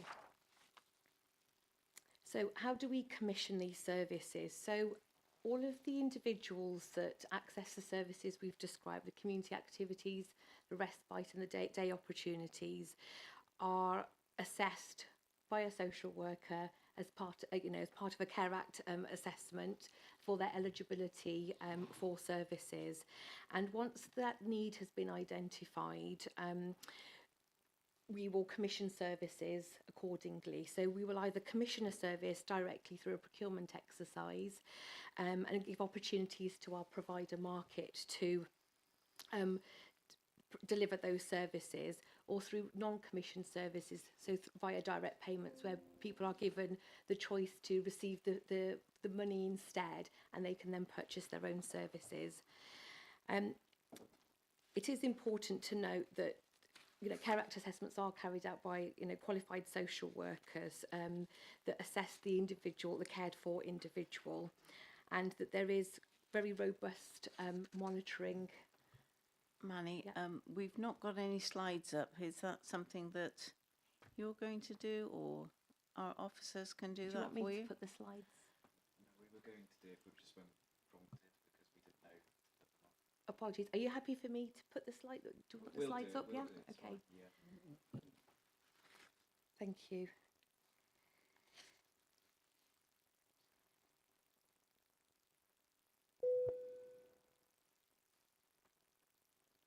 If we could just move to the slide that says, how do we commission? I think it's almost the next one. Lovely, thank you. Sorry. No, that's okay, and apologies for not putting those up.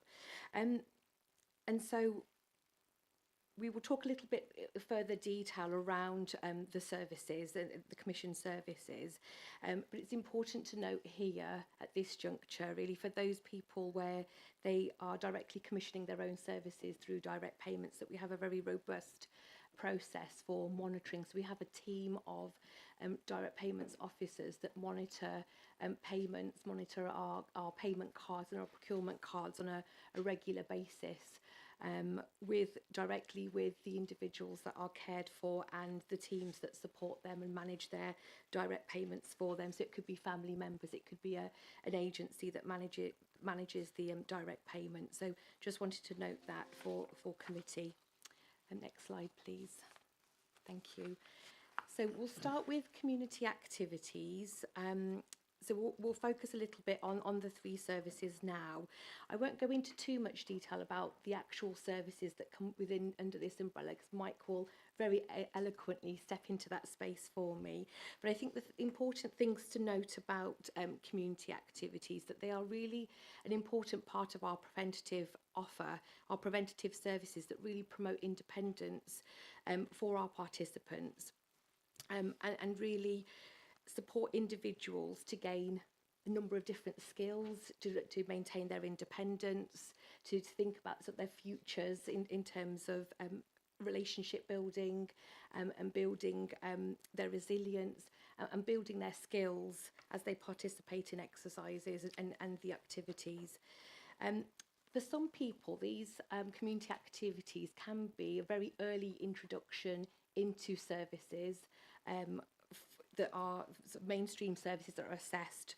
And so many of our participants, our residents, will live with carers that are supporting them, so their unpaid carers are able to get a rest whilst they participate in the community activities.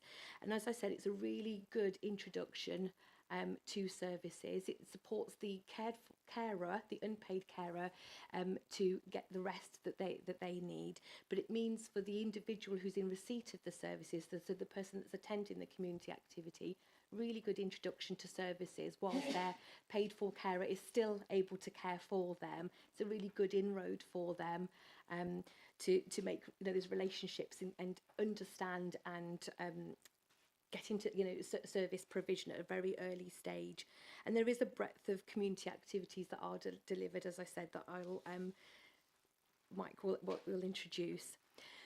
The piece of work we've got planned for this coming financial year is really looking at a review of our community activity. So last year we did a lot of, I say we, I wasn't around last year, so it was my predecessors that carried out a review of community activities, working in partnership with Herefordshire Activities Together, and looking at a new framework for community activities. So the second phase of that piece of work is for us to do a wider review of the service provision, to really look at some of our building-based services, and so that we can make better use of some of those building bases, to think about our technology and how we can support people to be independent in a different way and utilise technologies. It's really important that we look at the buildings and the technology together, because we want our buildings and the technology to really maximise the independence of individuals before we start layering the support and the care on top of that. And the idea is really about us reducing or eliminating the need for people to have ongoing care packages down track. They may need to have those care packages. We don't know, the family situation. Should an unpaid carer stop being able to provide the support to their family member? But these early services, these preventative services, really enable individuals to gain those natural support mechanisms and the resilience they need to build. It also helps us to gather information about their personal aspirations. So we're constantly evolving services to meet the incoming need and deliver services that people actually want to participate in. And there is a view really around the transitions out of community activities and other support that individuals might need, but also thinking about paid employment. There are some people that have gained really good skills through some of our activities. I'm itching for Mike to come in, to showcase really some of the really good work our providers are doing to support people to be able to take those next steps. So rather than the next step being necessarily into care, it could be into paid work, voluntary work, etc. We'll talk more about that in just a few minutes. But in terms of the community activities review, could we move to the next slide, please? I won't talk verbatim around this slide, but what I wanted to share really at this stage is we're in early stages of the planning of that piece of work, and we're really keen to do that piece of work as a co-production piece. And what that means in plain English is we'd like people who access those services and their family members to participate in that review with us, to help us shape how services are going to look in the future. One of our very early pieces of work that we're doing is to gain some of those views, to help us shape the work, is early engagement with MenCap at their Hear Our Voices event in May. So we'll get some really early indications in May of the views people have of community activities and the services that they received, but also it'll be a really good opportunity for us to try to recruit people who access the services to help us be part of our working group. There are other places where we are also looking, and again, we want to be able to be inclusive in that piece of work, and again, utilise technologies where we need to aid people's participation in that work. Okay, next slide, please. So this next slide is just a summary really of what that review is going to do. So we want to be able to better use existing buildings. We want to be able to be technology focused. We want to be preventative and support people who may otherwise be quite isolated and lonely. We want to maximise people's independent living skills and reduce the need for ongoing packages. So that hopefully helps to summarise a little bit about that review for community activities. So I'll hand over to my colleague Ginny to talk through the Herefordshire Shared Lives provision. Hi. Okay, can we have the next slide, please? There we go. So, oh, there we go. Okay, so Herefordshire Shared Lives, we are registered with the Care Quality Commission in our own right under the regulations of the Health and Social Care Act, and I'm the registered manager. And traditionally, we've provided long stay arrangements for people to live in shared lives and some short breaks so that family carers can have a break. And we've literally just launched this new model for shared days, which is a model that other authorities operate and offers an opportunity for us to find other ways to offer family carers a break during the day, and to introduce, as Manny was talking about, people to services really. Just talking with some people yesterday about how having a shared day will enable him to overcome anxieties and his mum to overcome anxieties about having services, and potentially once he's comfortable with that, he might then go on to have overnight stays and she gets a longer break. And so we carefully match people with a wide range of needs, really. We're well known for supporting people with learning disabilities, but we can support anybody with any kind of need, really, if we can meet that need. And we match them with people who are self-employed, who are willing, this is the ethos of Shared Lives, that they're willing to share their home and their community life and interests with a person, and sometimes people, who have support needs.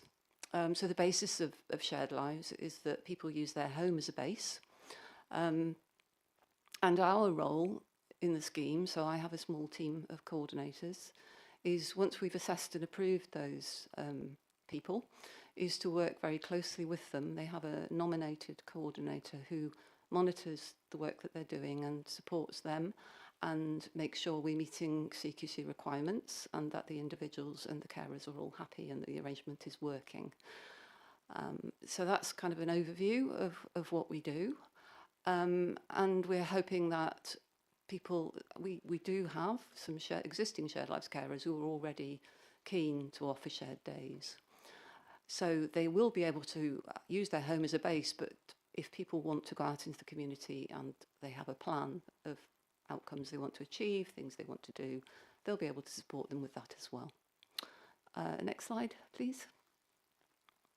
So this is just a little slide, Living Well, Supporting Well, that gives a snapshot of what people say. So a family member appreciating the fantastic job that the Shared Lives carer does, and how they can't, they think that the individual, their family member, has fallen on their feet. The people we support, we get along together, we have fun and a laugh. They help me with things if I need help, and they give me confidence to do things I haven't done before. I can join in with different activities out and about in the local community, maybe attend church on Sunday. They are part of their community. They're living or staying in an ordinary household in the community. They're not in a service. So they do make those connections and utilise the community around them. And then this little one is really just to sort of, it demonstrates, I think, the commitment some of the people who've become shared lives carers, that, you know, they give, really. And this particular person, I've been a shared lives carer for 32 years. I was only going to do it for 2. I remember all the people I've supported, and I value them as much as they value me. I think that says a lot, really. And we do have a lot of lovely carers who've been with the service for many, many years. So moving on, please. So these scenarios are based on scenarios from elsewhere, and also people who we've spoken to who've given examples of what they would like. So they're not real people, but they're where we hope we're heading. So this one is an example of Mrs. P has Alzheimer's disease, and she's been matched with a shared lives carer for 1 day a week. So we know that people living with dementia often find groups and busy environments very difficult to cope with, and we also know that their carers are often reluctant to leave them, really. So what we think is that, and what we know from elsewhere, is by that careful matching, where the carer as well as the individual has the chance to get to know the individual and the environment, and to spend time in an ordinary household, then the carer can relax and have a break, feeling confident that they know where their loved one is.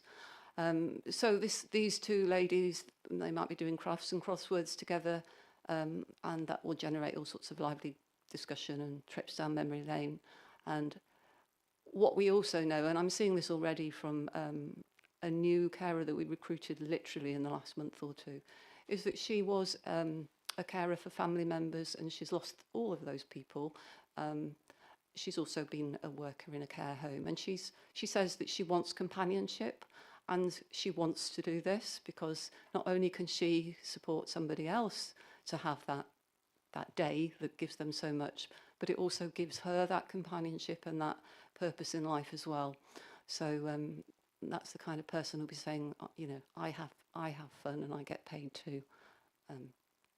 So that's one kind of scenario. If we move on. This is based on a lady that I was speaking to who was telling me that her partner, who has vascular dementia, he had been in the forces and been a very active man, has had to be not able to attend the day service anymore because his walking was becoming a bit risky for everyone around him. And she, when we talked about it, she was sort of saying my idea that if we could find a shared lives carer who would be happy to go out walking with him, you know, and he could start the day in a familiar place, might that work? And she said that would be absolutely brilliant. And so we said to her, well, let's try to find someone in your network that might fit the bill. So we're working on that. And the idea then would be he could be dropped off at the carer's home, maybe twice a week, while his wife either's at work or doing whatever she needs to do. And they can go out walking, they can go for a pub lunch, perhaps, whatever works. And then the third scenario, and if we can move on. So we are working with a family now, and this kind of scenario is that kind of scenario. So Anne lives with her mum. She's keen to develop her independent skills. So sometimes, you know, maybe learning to cook might not be so easy to find a class that works, but every shared lives carer lives in a house with a kitchen. So Anne is matched with a shared days carer who supports Anne to plan a healthy meal, write a shopping list, catch the bus, go to the supermarket, buy the items, come back, cook the meal, and so on. And basically, mum now develops the confidence in the shared lives carer, Anne, such that they're all comfortable for Anne to stay overnight once a month, so mum gets a night off. So this is the model that we are working to develop now. And I think that's my slides. Thank you, Ginny. It's back over to me. So the third and final type of provision I'm going to describe today is our respite services. So respite is a very high-level umbrella term that encapsulates a number of different types of services. So we have bed-based respite, so accommodation-based respite services, as well as the ability for people to be able to have shared lives or take a direct payment to receive their respite. And like with all of the other services, the eligibility is via a Care Act assessment, and it's primarily based on whether the carer's role is likely, or whether the carer has or is likely to have a significant impact on their well-being if they don't get the rest that they need. So we're constantly thinking about those carers to understand what rest they need, so that they can continue in their caring role. And sometimes that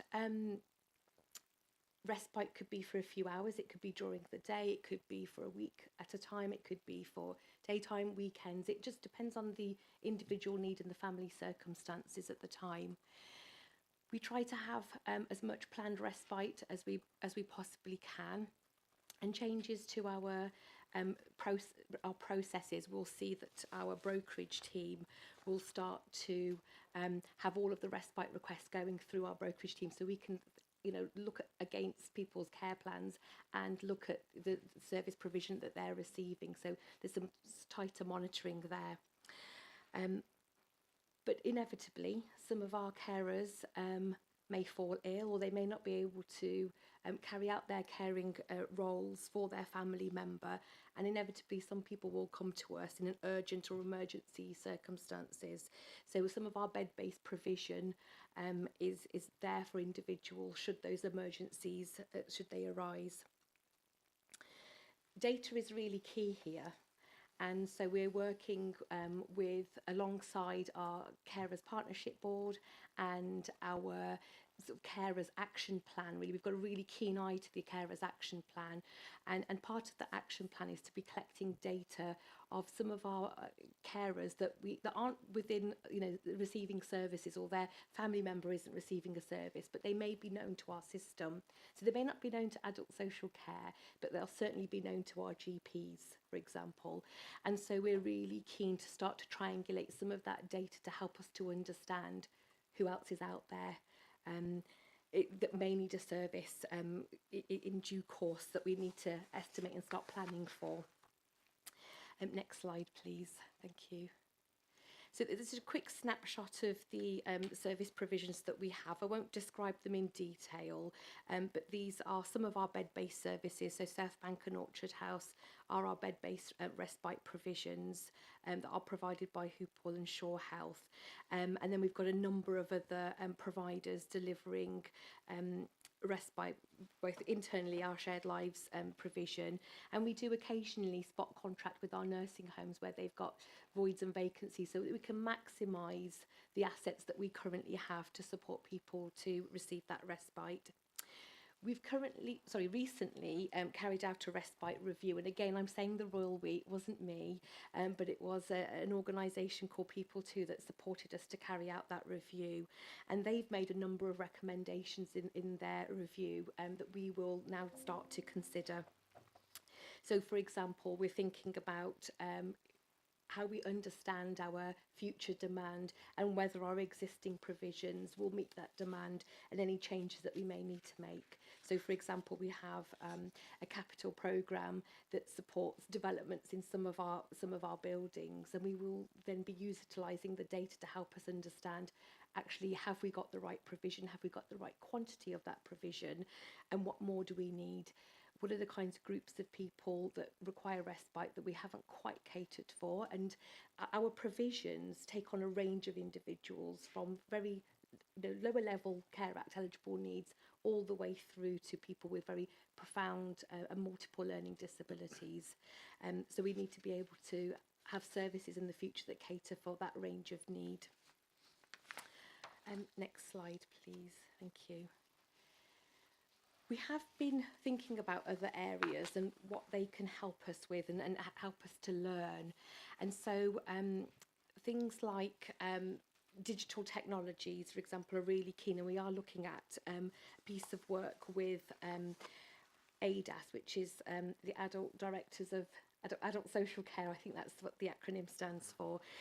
So a number of us officers, including myself, go to a carers leads group as part of a West Midlands wide network. So we're learning all of the time from what other areas are doing. But I've just put a bit of a snapshot here. So I'll just very quickly talk through digital technologies and our Accelerated Reform Fund. So this is funding that's come from the Department of Health and Social Care, which ends in July, so we've already been in receipt of this funding. The funding totalled just over 192,000, and we've had a pilot where we've sourced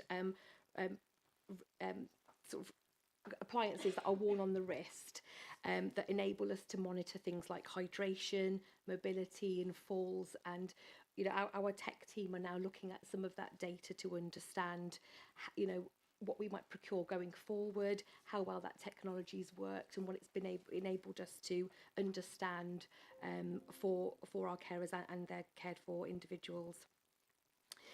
And what we want to be able to do with some of those technologies really is to provide as much independence for the individuals that are receiving service, but also provide reassurances to their family members. You know, we've got family members, or you know, we may have family members that live locally, or you know, live nationally, or even internationally. And actually, some of these technologies enable family members to be able to be reassured and actually detect very early if something's not going quite right. And you know, they are part of a response, really, a coordinated response to support those individuals.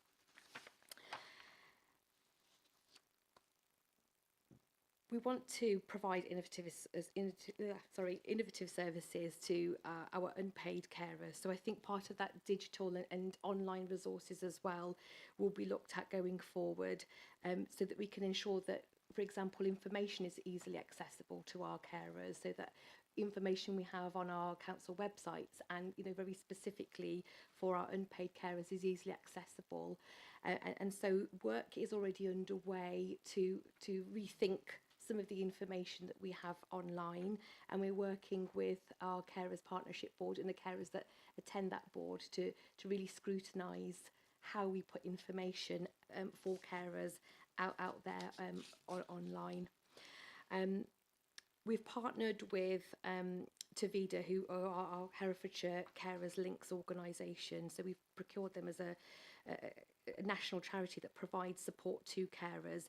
And so they are also developing a digital platform for us to give people alternative ways to access information. And this should be available in late July 2025. We have had a quick look at Ealing Borough Council in terms of their call and care, just as a way of us thinking about how we might provide respite for people with, for example, with dementia. So I think what my caveat really to the few examples I'm going to share with you is that we need to do more work to understand the context in which those provisions operate within their existing areas, so that we can understand how we might apply some of that to Herefordshire. And you know, we will do that in conjunction with the Carers Partnership Board and the work that we're doing in terms of the reviews that we're doing of our current provisions to understand our context. But very, very broadly, I'll try and be quick. The Call and Care are a home-based respite service in Ealing for people with dementia. And so what that enables the carer to do is receive respite, but that respite for the cared for person is in their own home. Often for this group of people, change is quite daunting. Going to peculiar buildings and seeing, you know, not knowing the people that are necessarily providing the support can be quite overwhelming for some people. So actually what Ealing have developed is the ability for their respite to come into the person's own home. And so we can, you know, take a look at that in a bit more close detail to understand how that may apply.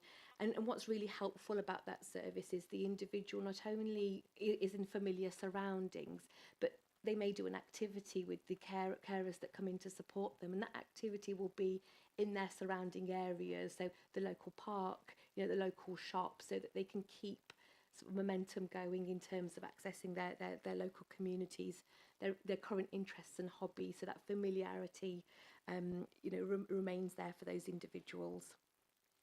I'll move very quickly on to Carefree. So this is an annual short break service, and what this provider does, so what Carefree does, it links in with a number of different hotels in the hospitality industry, and it enables people to have, or families to have, respite in its broadest context. So it may enable the cared for person to go and take a break in, for example, a hotel which might have, you know, accessibility to things like swimming pools and other activities to enable the carer to have a break. But what it also does, it enables families to take a break together, so the family unit stays together, but the care goes with those families into those the hotels. And it enables families to take short breaks. I know when I've worked in other local authorities, you know, we've enabled carers to go on holiday, you know, in the coast, you know, Devon, Cornwall, and so what these hotels do, they're able to provide accessible hotel rooms, for example, and it means families can go and take a break together, but they may take a trip to the beach, for example, but the carer the paid for carer goes with the family to alleviate, and you know, the unpaid carer, the family member, of doing all the tasks that they may do, but it keeps the family unit together. And I think that's really key for us to be considering how we develop that more so within Herefordshire. And the third example, the Fairburn and Stibbs, we do an element of this already. I think I already mentioned that, you know, we're looking at registered nursing homes to provide short-term residential breaks. So we track our voids and vacancies on a weekly basis in all of our residential and nursing homes. So we know on a weekly basis where our voids and vacancies are, and so we can capitalise on those for you know, short residential respite stays. And we want to continue that good work and see what we can learn from what Fairburn and Stibbs, who are residential and nursing homes, to see if we can make that a little bit more of a, you know, rather than ad hoc, we might be able to think about how we do that on an ongoing basis that enables us to be able to access those provisions, those building-based services that are already fully equipped with, you know, equipment and staff, but not in so much of an ad hoc way, i.e. as and when they have vacancies. It would be really good for us to think about how we might get to a place to understand what that provision might look like on an ongoing basis. And that's the end of our presentation. Thank you. So are you going to hand over to Mike now? Thank you, Mike. Could you back the slides up?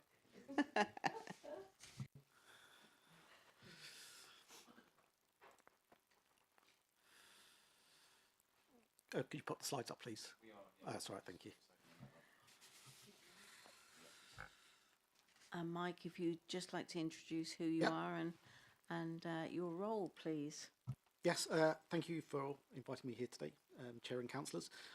My name is Mike Cook, and I am the Chief Officer for Echo for Extra Choices in Herefordshire. We're a Herefordshire charity providing community and leisure activities for people with disabilities. Notice we're different from the Echo that was mentioned previously, just to clear up some of that. And we are a provider on the Council Community Activities Framework.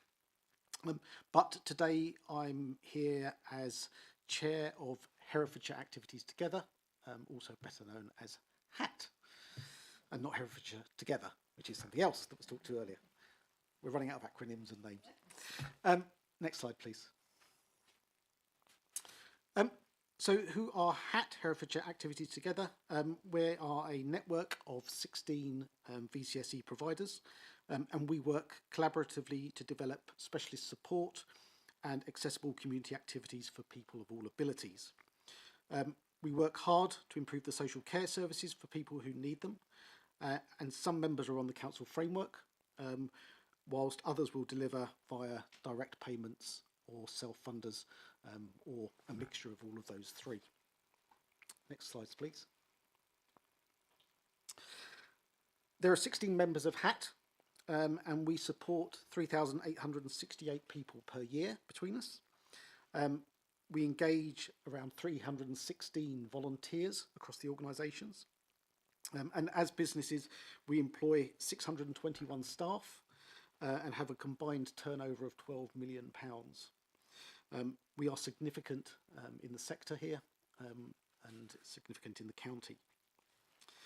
And we use this wealth of experience to inform and influence key stakeholders and public bodies, to promote co-production and to build stronger services for those that we support, and to facilitate opportunities that enable people to become more active members of their communities, supporting their health and well-being, and thereby reducing the need for acute services.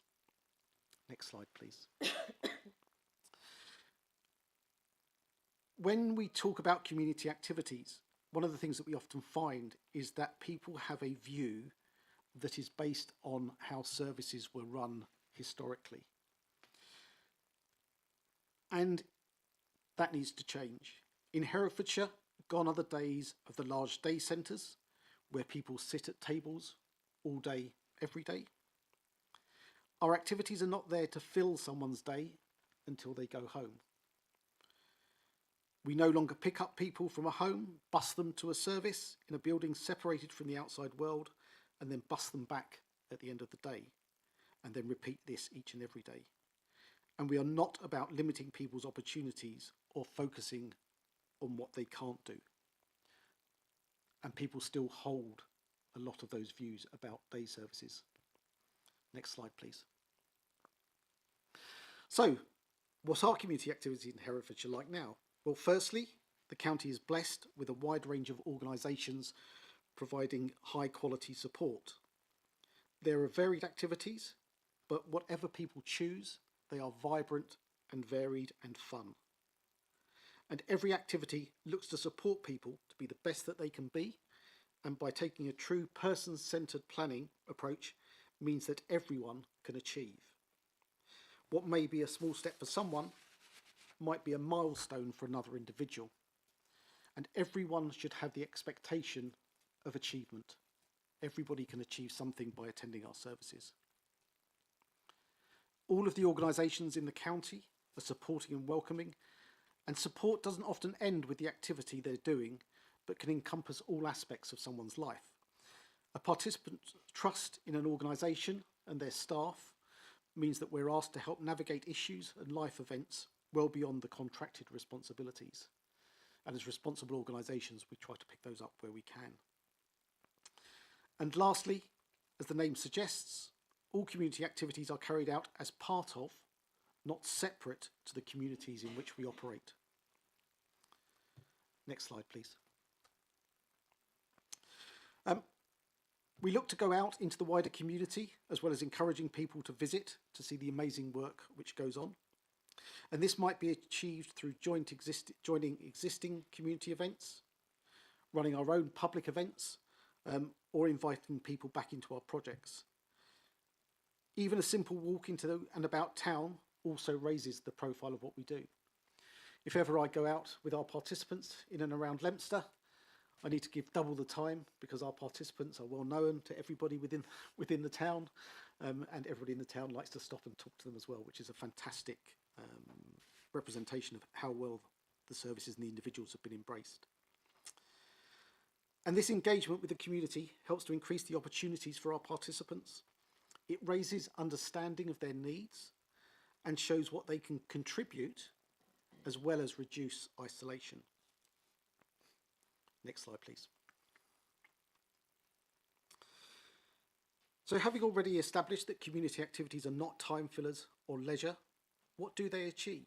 Well, for the individuals, they can increase confidence in everyday life, introduce new skills and experience, and give that sense of community.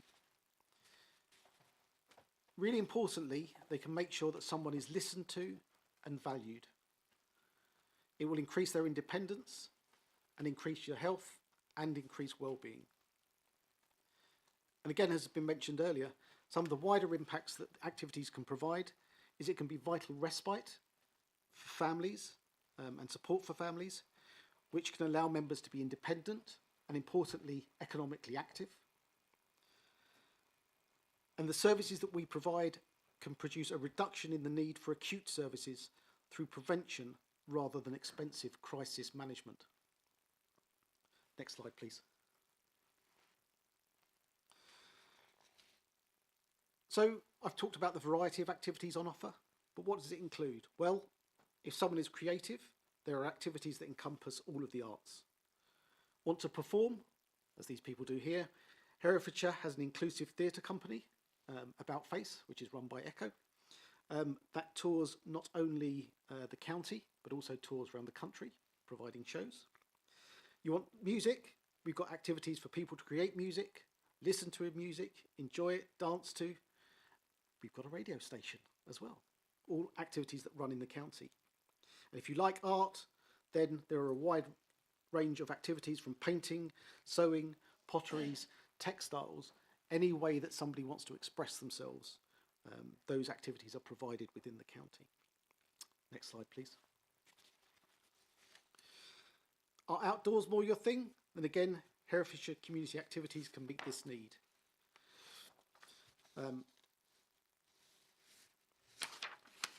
Whether it's growing plants and crops, tending to animals or learning rural crafts, then there are organisations working across this county delivering that.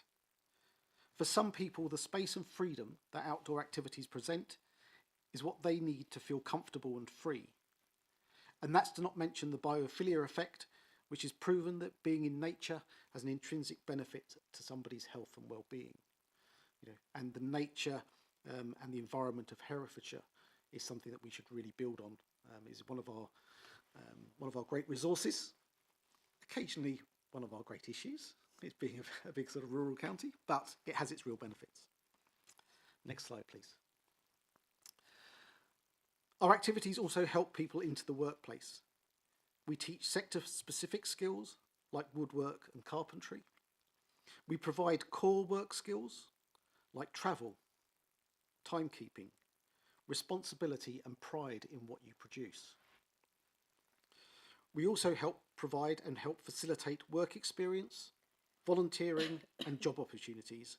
And we also support people with CVs and interview skills, helping to move them from where they are to where they want to be in the working world, and providing steps and support to do that.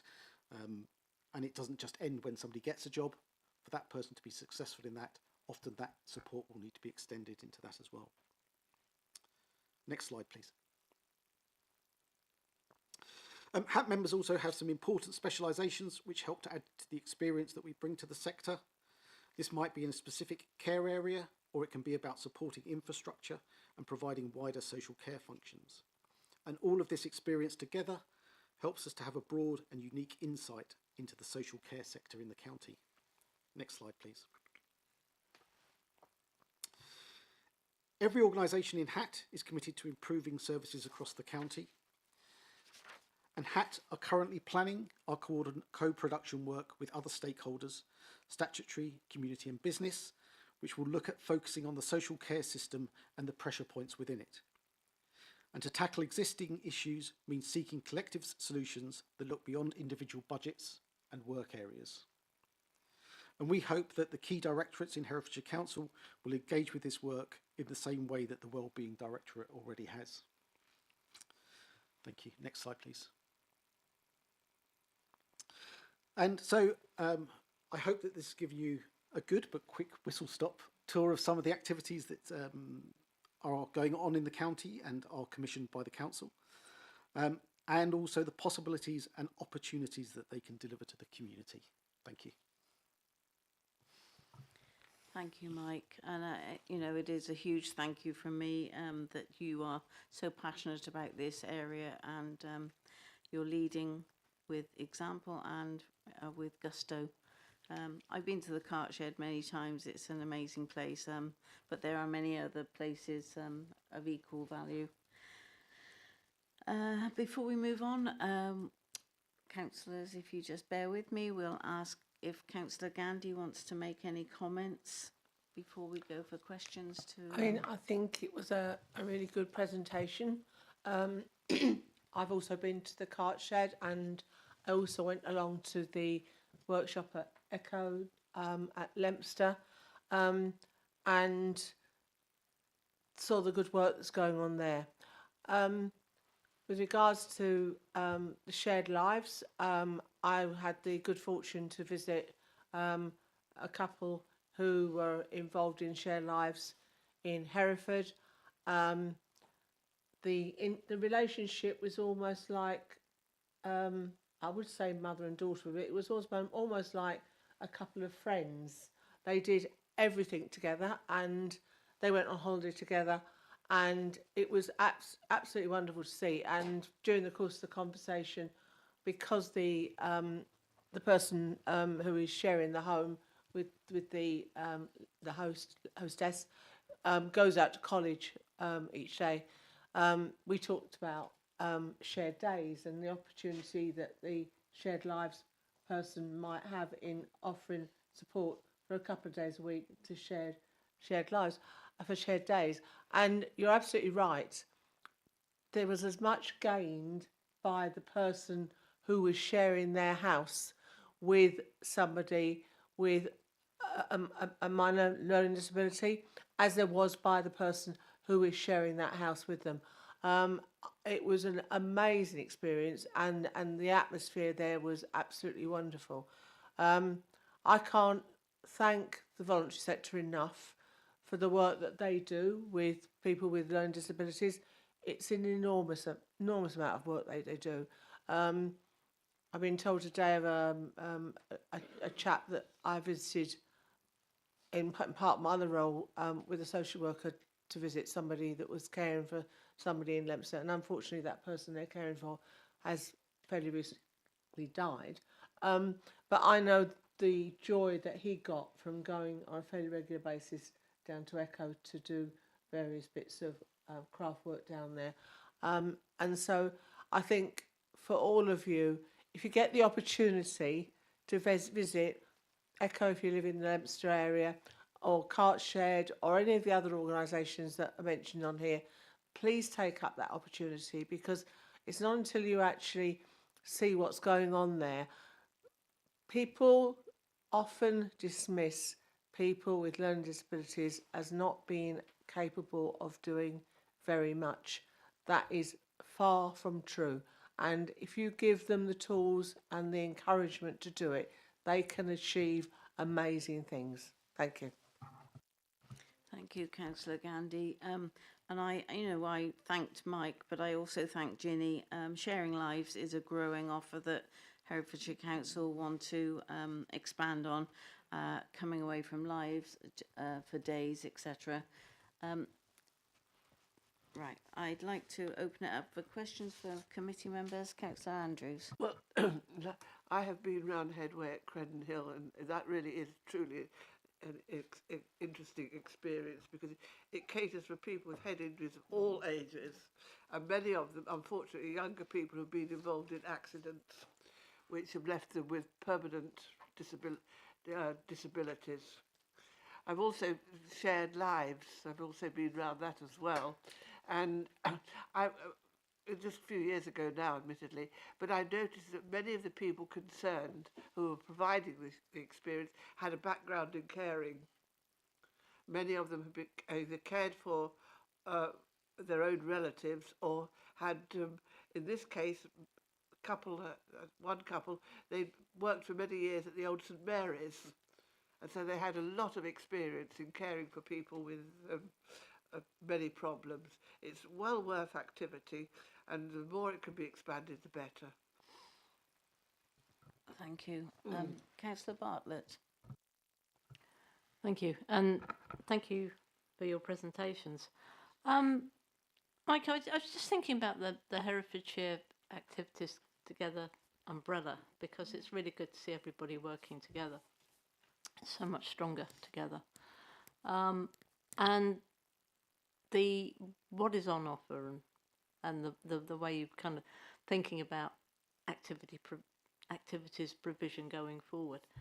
How much do you think the geographic makeup and lack of good transport links across Herefordshire make service provision more complicated in Herefordshire, or is it something that isn't really a problem?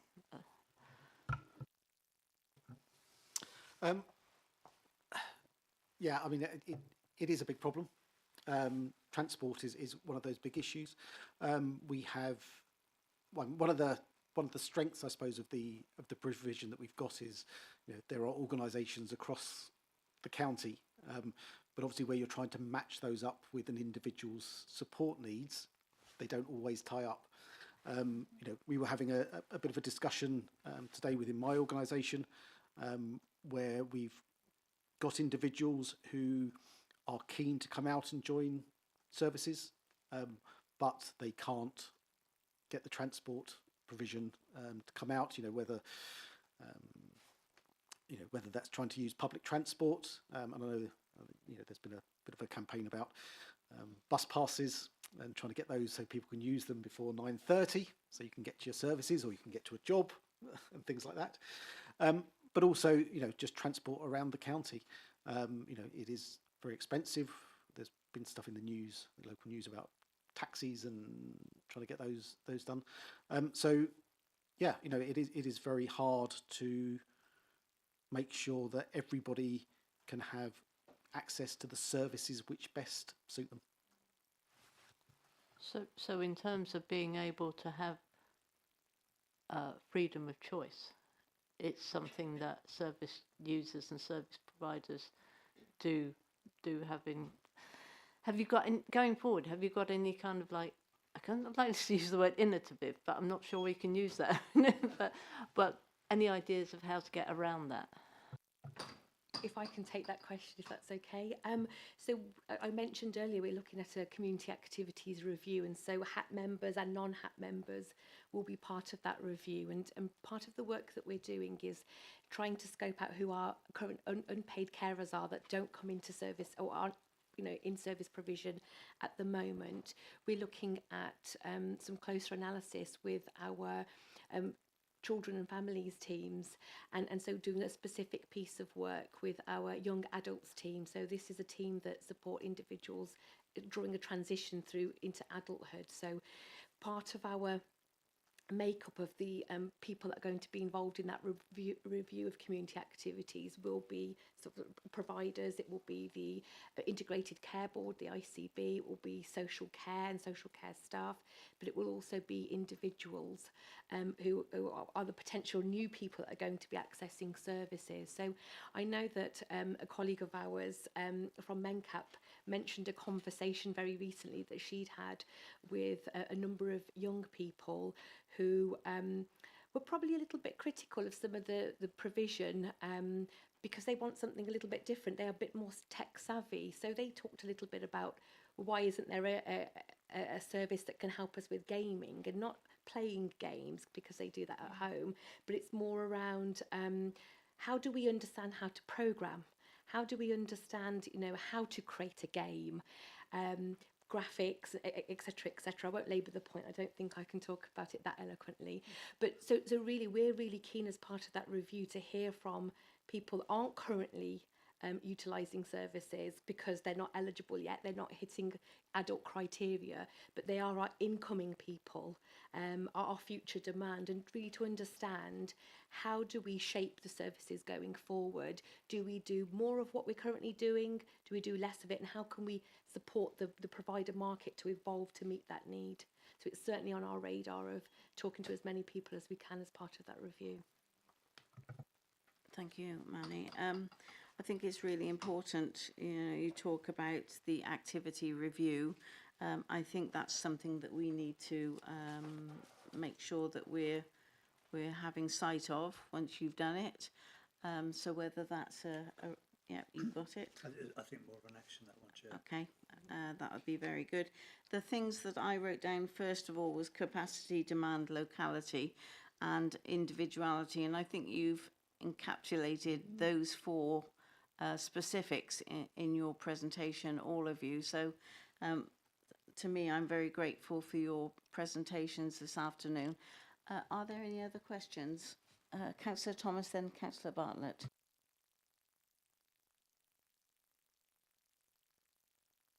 Thank you very much. Until last Tuesday, I think, when I read the minutes of this meeting, I'd never heard of ECHO.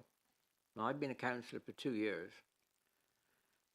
So you obviously hiding your light under a bushel a little bit. And one of these people, for reasons I won't go into, but it's obituaries, I read the Harry Potter Times cover to cover every Thursday. So, and until on Friday at a breakfast meeting, I'd never heard of the cart shed. Again, do we need to publish this a little bit more? Do we need to get our services out there a little bit more? There's an awful lot of rubbish in the Harry Potter Times. Surely you could replace it with a little bit of what you've given us today. So, one thing that I do know a little bit about, or experience a little bit, is unpaid carers and paid carers. Okay, you've got people who are sharing the houses, they get paid to do that. But the service, the social side of the service has always suffered because of no payments to unpaid carers. They just don't feature. And they would save the service, they'd save this council a huge sum of money if they got a small amount of payment. Because quite often they can't look after their mother because they're having to hold down a full-time job in order to survive, whereas perhaps a small fee would take. And the other thing that I get raised with me is carers going into houses, and I've heard numerous older people say, and older than me, say, "Oh, if I could only have them another quarter of an hour, there's so much extra they could do to help and in this case, keep them out of old people's homes." So, I think you're going a great way, but I still think we need to be, maybe we should be talking to the government about a lot of this to get money correctly in the right place. But what can we do as a council to improve A, communication, and B, probably carers? I wonder whether we can think about an all members briefing on services. Yeah, so that everybody is informed. We all work and move in mysterious ways and different circles. So yeah, the more we can get out there to everybody, especially ward members, would be really important. Manny. There is a wider session on carers and unpaid carers in May that I mentioned earlier. So some of these items may well be picked up there. But for example, for the example that you've shared around just that little bit of extra support, just that 15 more minutes. I think the pivotal thing really that these services are based on is a really robust strength-based Care Act assessment. And when we say strength-based, it's very much looking at what can the carer do, the unpaid carer do, what can the individual that will potentially receive services do for themselves, and what are their aspirations. So we're not looking at a deficit model, it's very much forward thinking, a bit like Councillor Gandhi when she shared, people have the ability to do much more than they're given credit for. But having said that, there may still be a need, and that need has to come out of a really robust Care Act assessment. And there's lots of work that happens on a daily basis around improving practice with assessments for both the cared for and the unpaid carers. Thank you. Thank you. Mike, did you want to add something? Yes. One we do have to get our information out to as many people as possible. And actually, sort of LinkedIn is, with the Herefordshire Times, is in the last couple of months, we've actually had 2 people doing work placements there and writing articles. One, I think, did an article on our Radio Echo, which is one of our new technology-based activities. And then the other one wrote about their sort of karate, judo class thing that they did. But it is really important to try to get ourselves known within the sector. And so, yes, it'd be great to be able to have some sort of briefing for members and feed that out. There are lots of organisations doing some great things.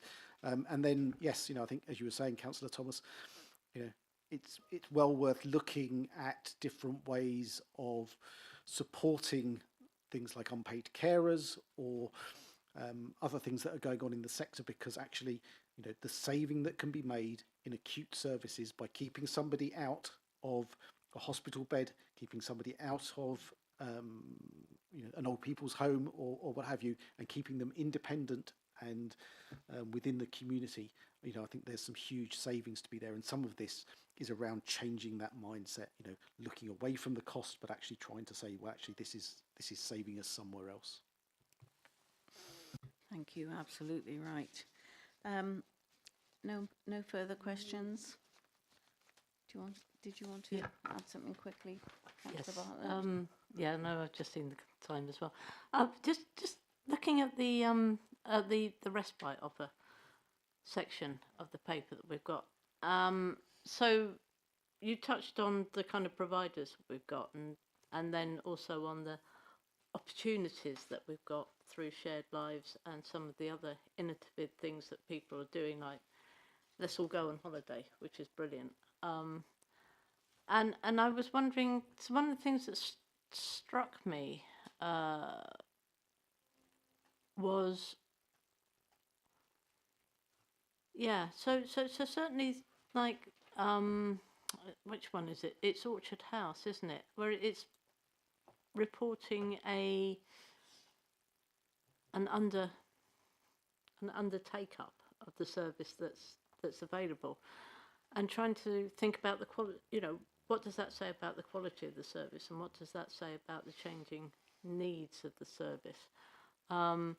Certainly, one of the in this paper it says one of the council objectives is to show that this is value delivered value for money, and as Councillor Thomas said, we're rapidly running out of it and we're not getting any more.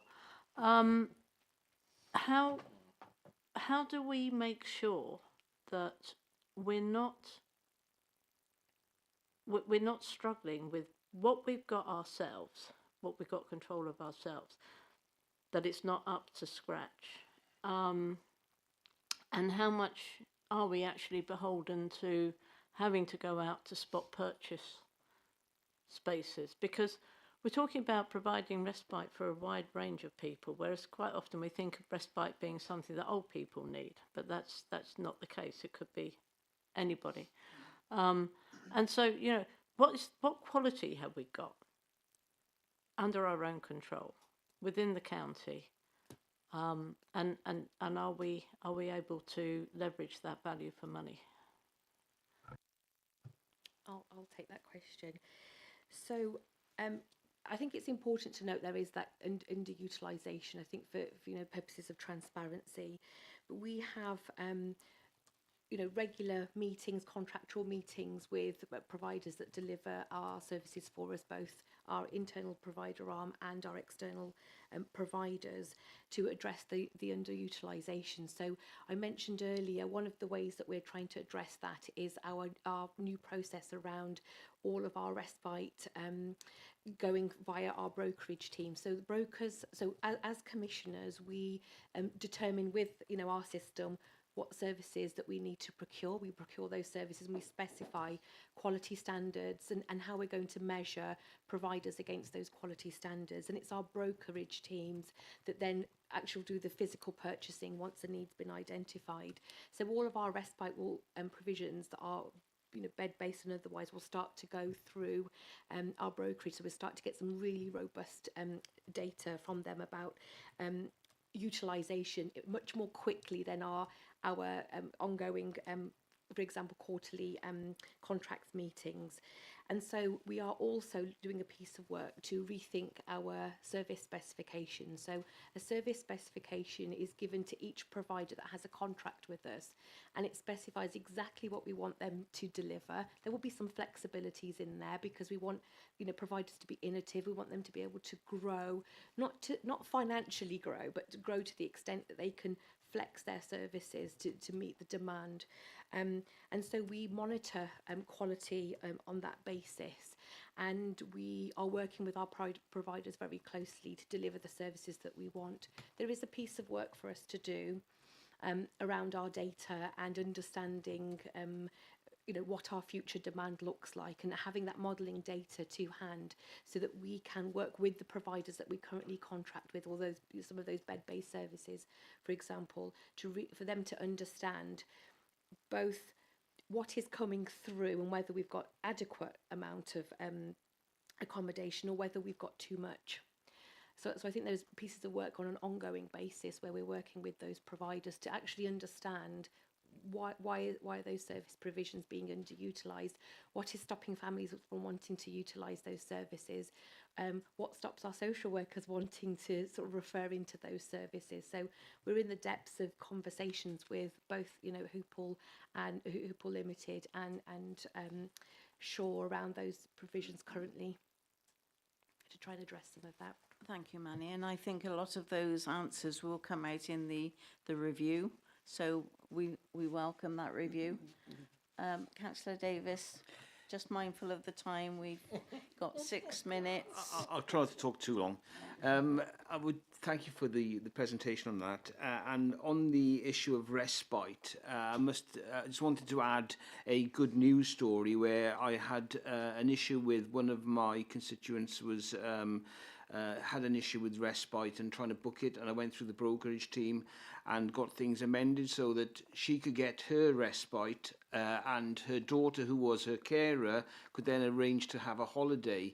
And the problem she had before that was it was taken, she only get confirmation 2 weeks before the respite took place that they could have that time in respite, and it wasn't sufficient time for the daughter then to arrange for herself to get away for a break for her purposes of her mental health, etc., etc.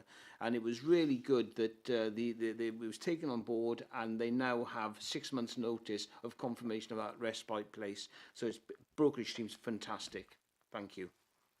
That's a really good note to conclude, I think, because it shows that we can work together. Before we move on, can I just ask members if we can extend this meeting for 10 minutes, please, because it's coming up to 5 o'clock. And if you're okay with that, we'll continue. Officers? Yeah, thank you. Okay, so we're looking at the recommendations for this, and then it is recommended that the committee prepare questions and determine. So we've got the on the screen, Chair. Yes, please. So Daniel's been keeping an eye on everything, and he's now going to put it up on the screen. So, update on recommendations.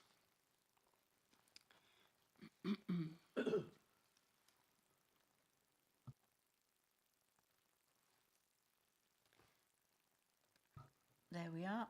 So I'll read that out, Chair. Thank you. There's a single recommendation from the committee, and it's as follows: that Herefordshire Council organises a briefing for councillors on the community activity services available in Herefordshire.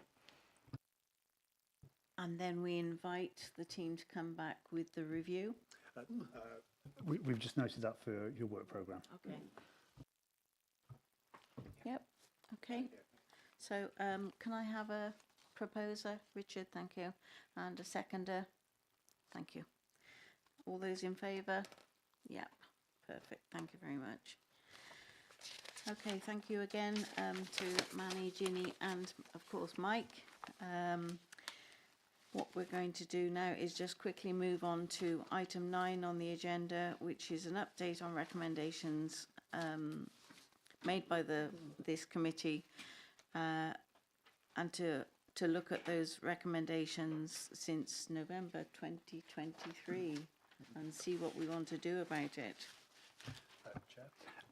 Might I propose, given the time available, that we defer this item to a future meeting? All members agree with that? Yep, thank you. So we move swiftly on to item 10, which is the work programme. And again, Daniel. Well, Chair, I think you can, by all means, vote on this now. I would advise that you'll be carrying out a review of your work programme in the next month or so, and we'll send an invitation out to that to members. So this is really just to keep you going until September, as it were. So, and a fresh work programme will be presented for you to agree at your next meeting. Yeah, I was going to ask if we could all make ourselves available for a meeting to finalise things for the work programme. So officers will sort that out for us. Thank you very much.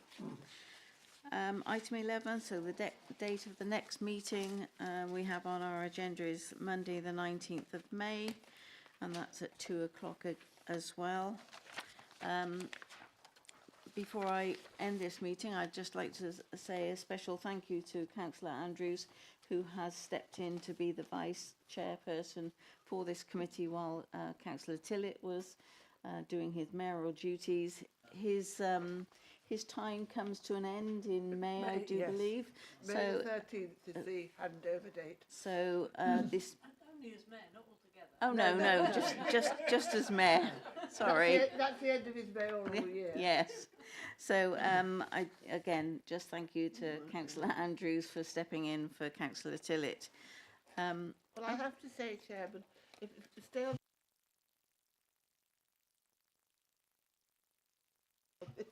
And here you are. Here I am again. Yes.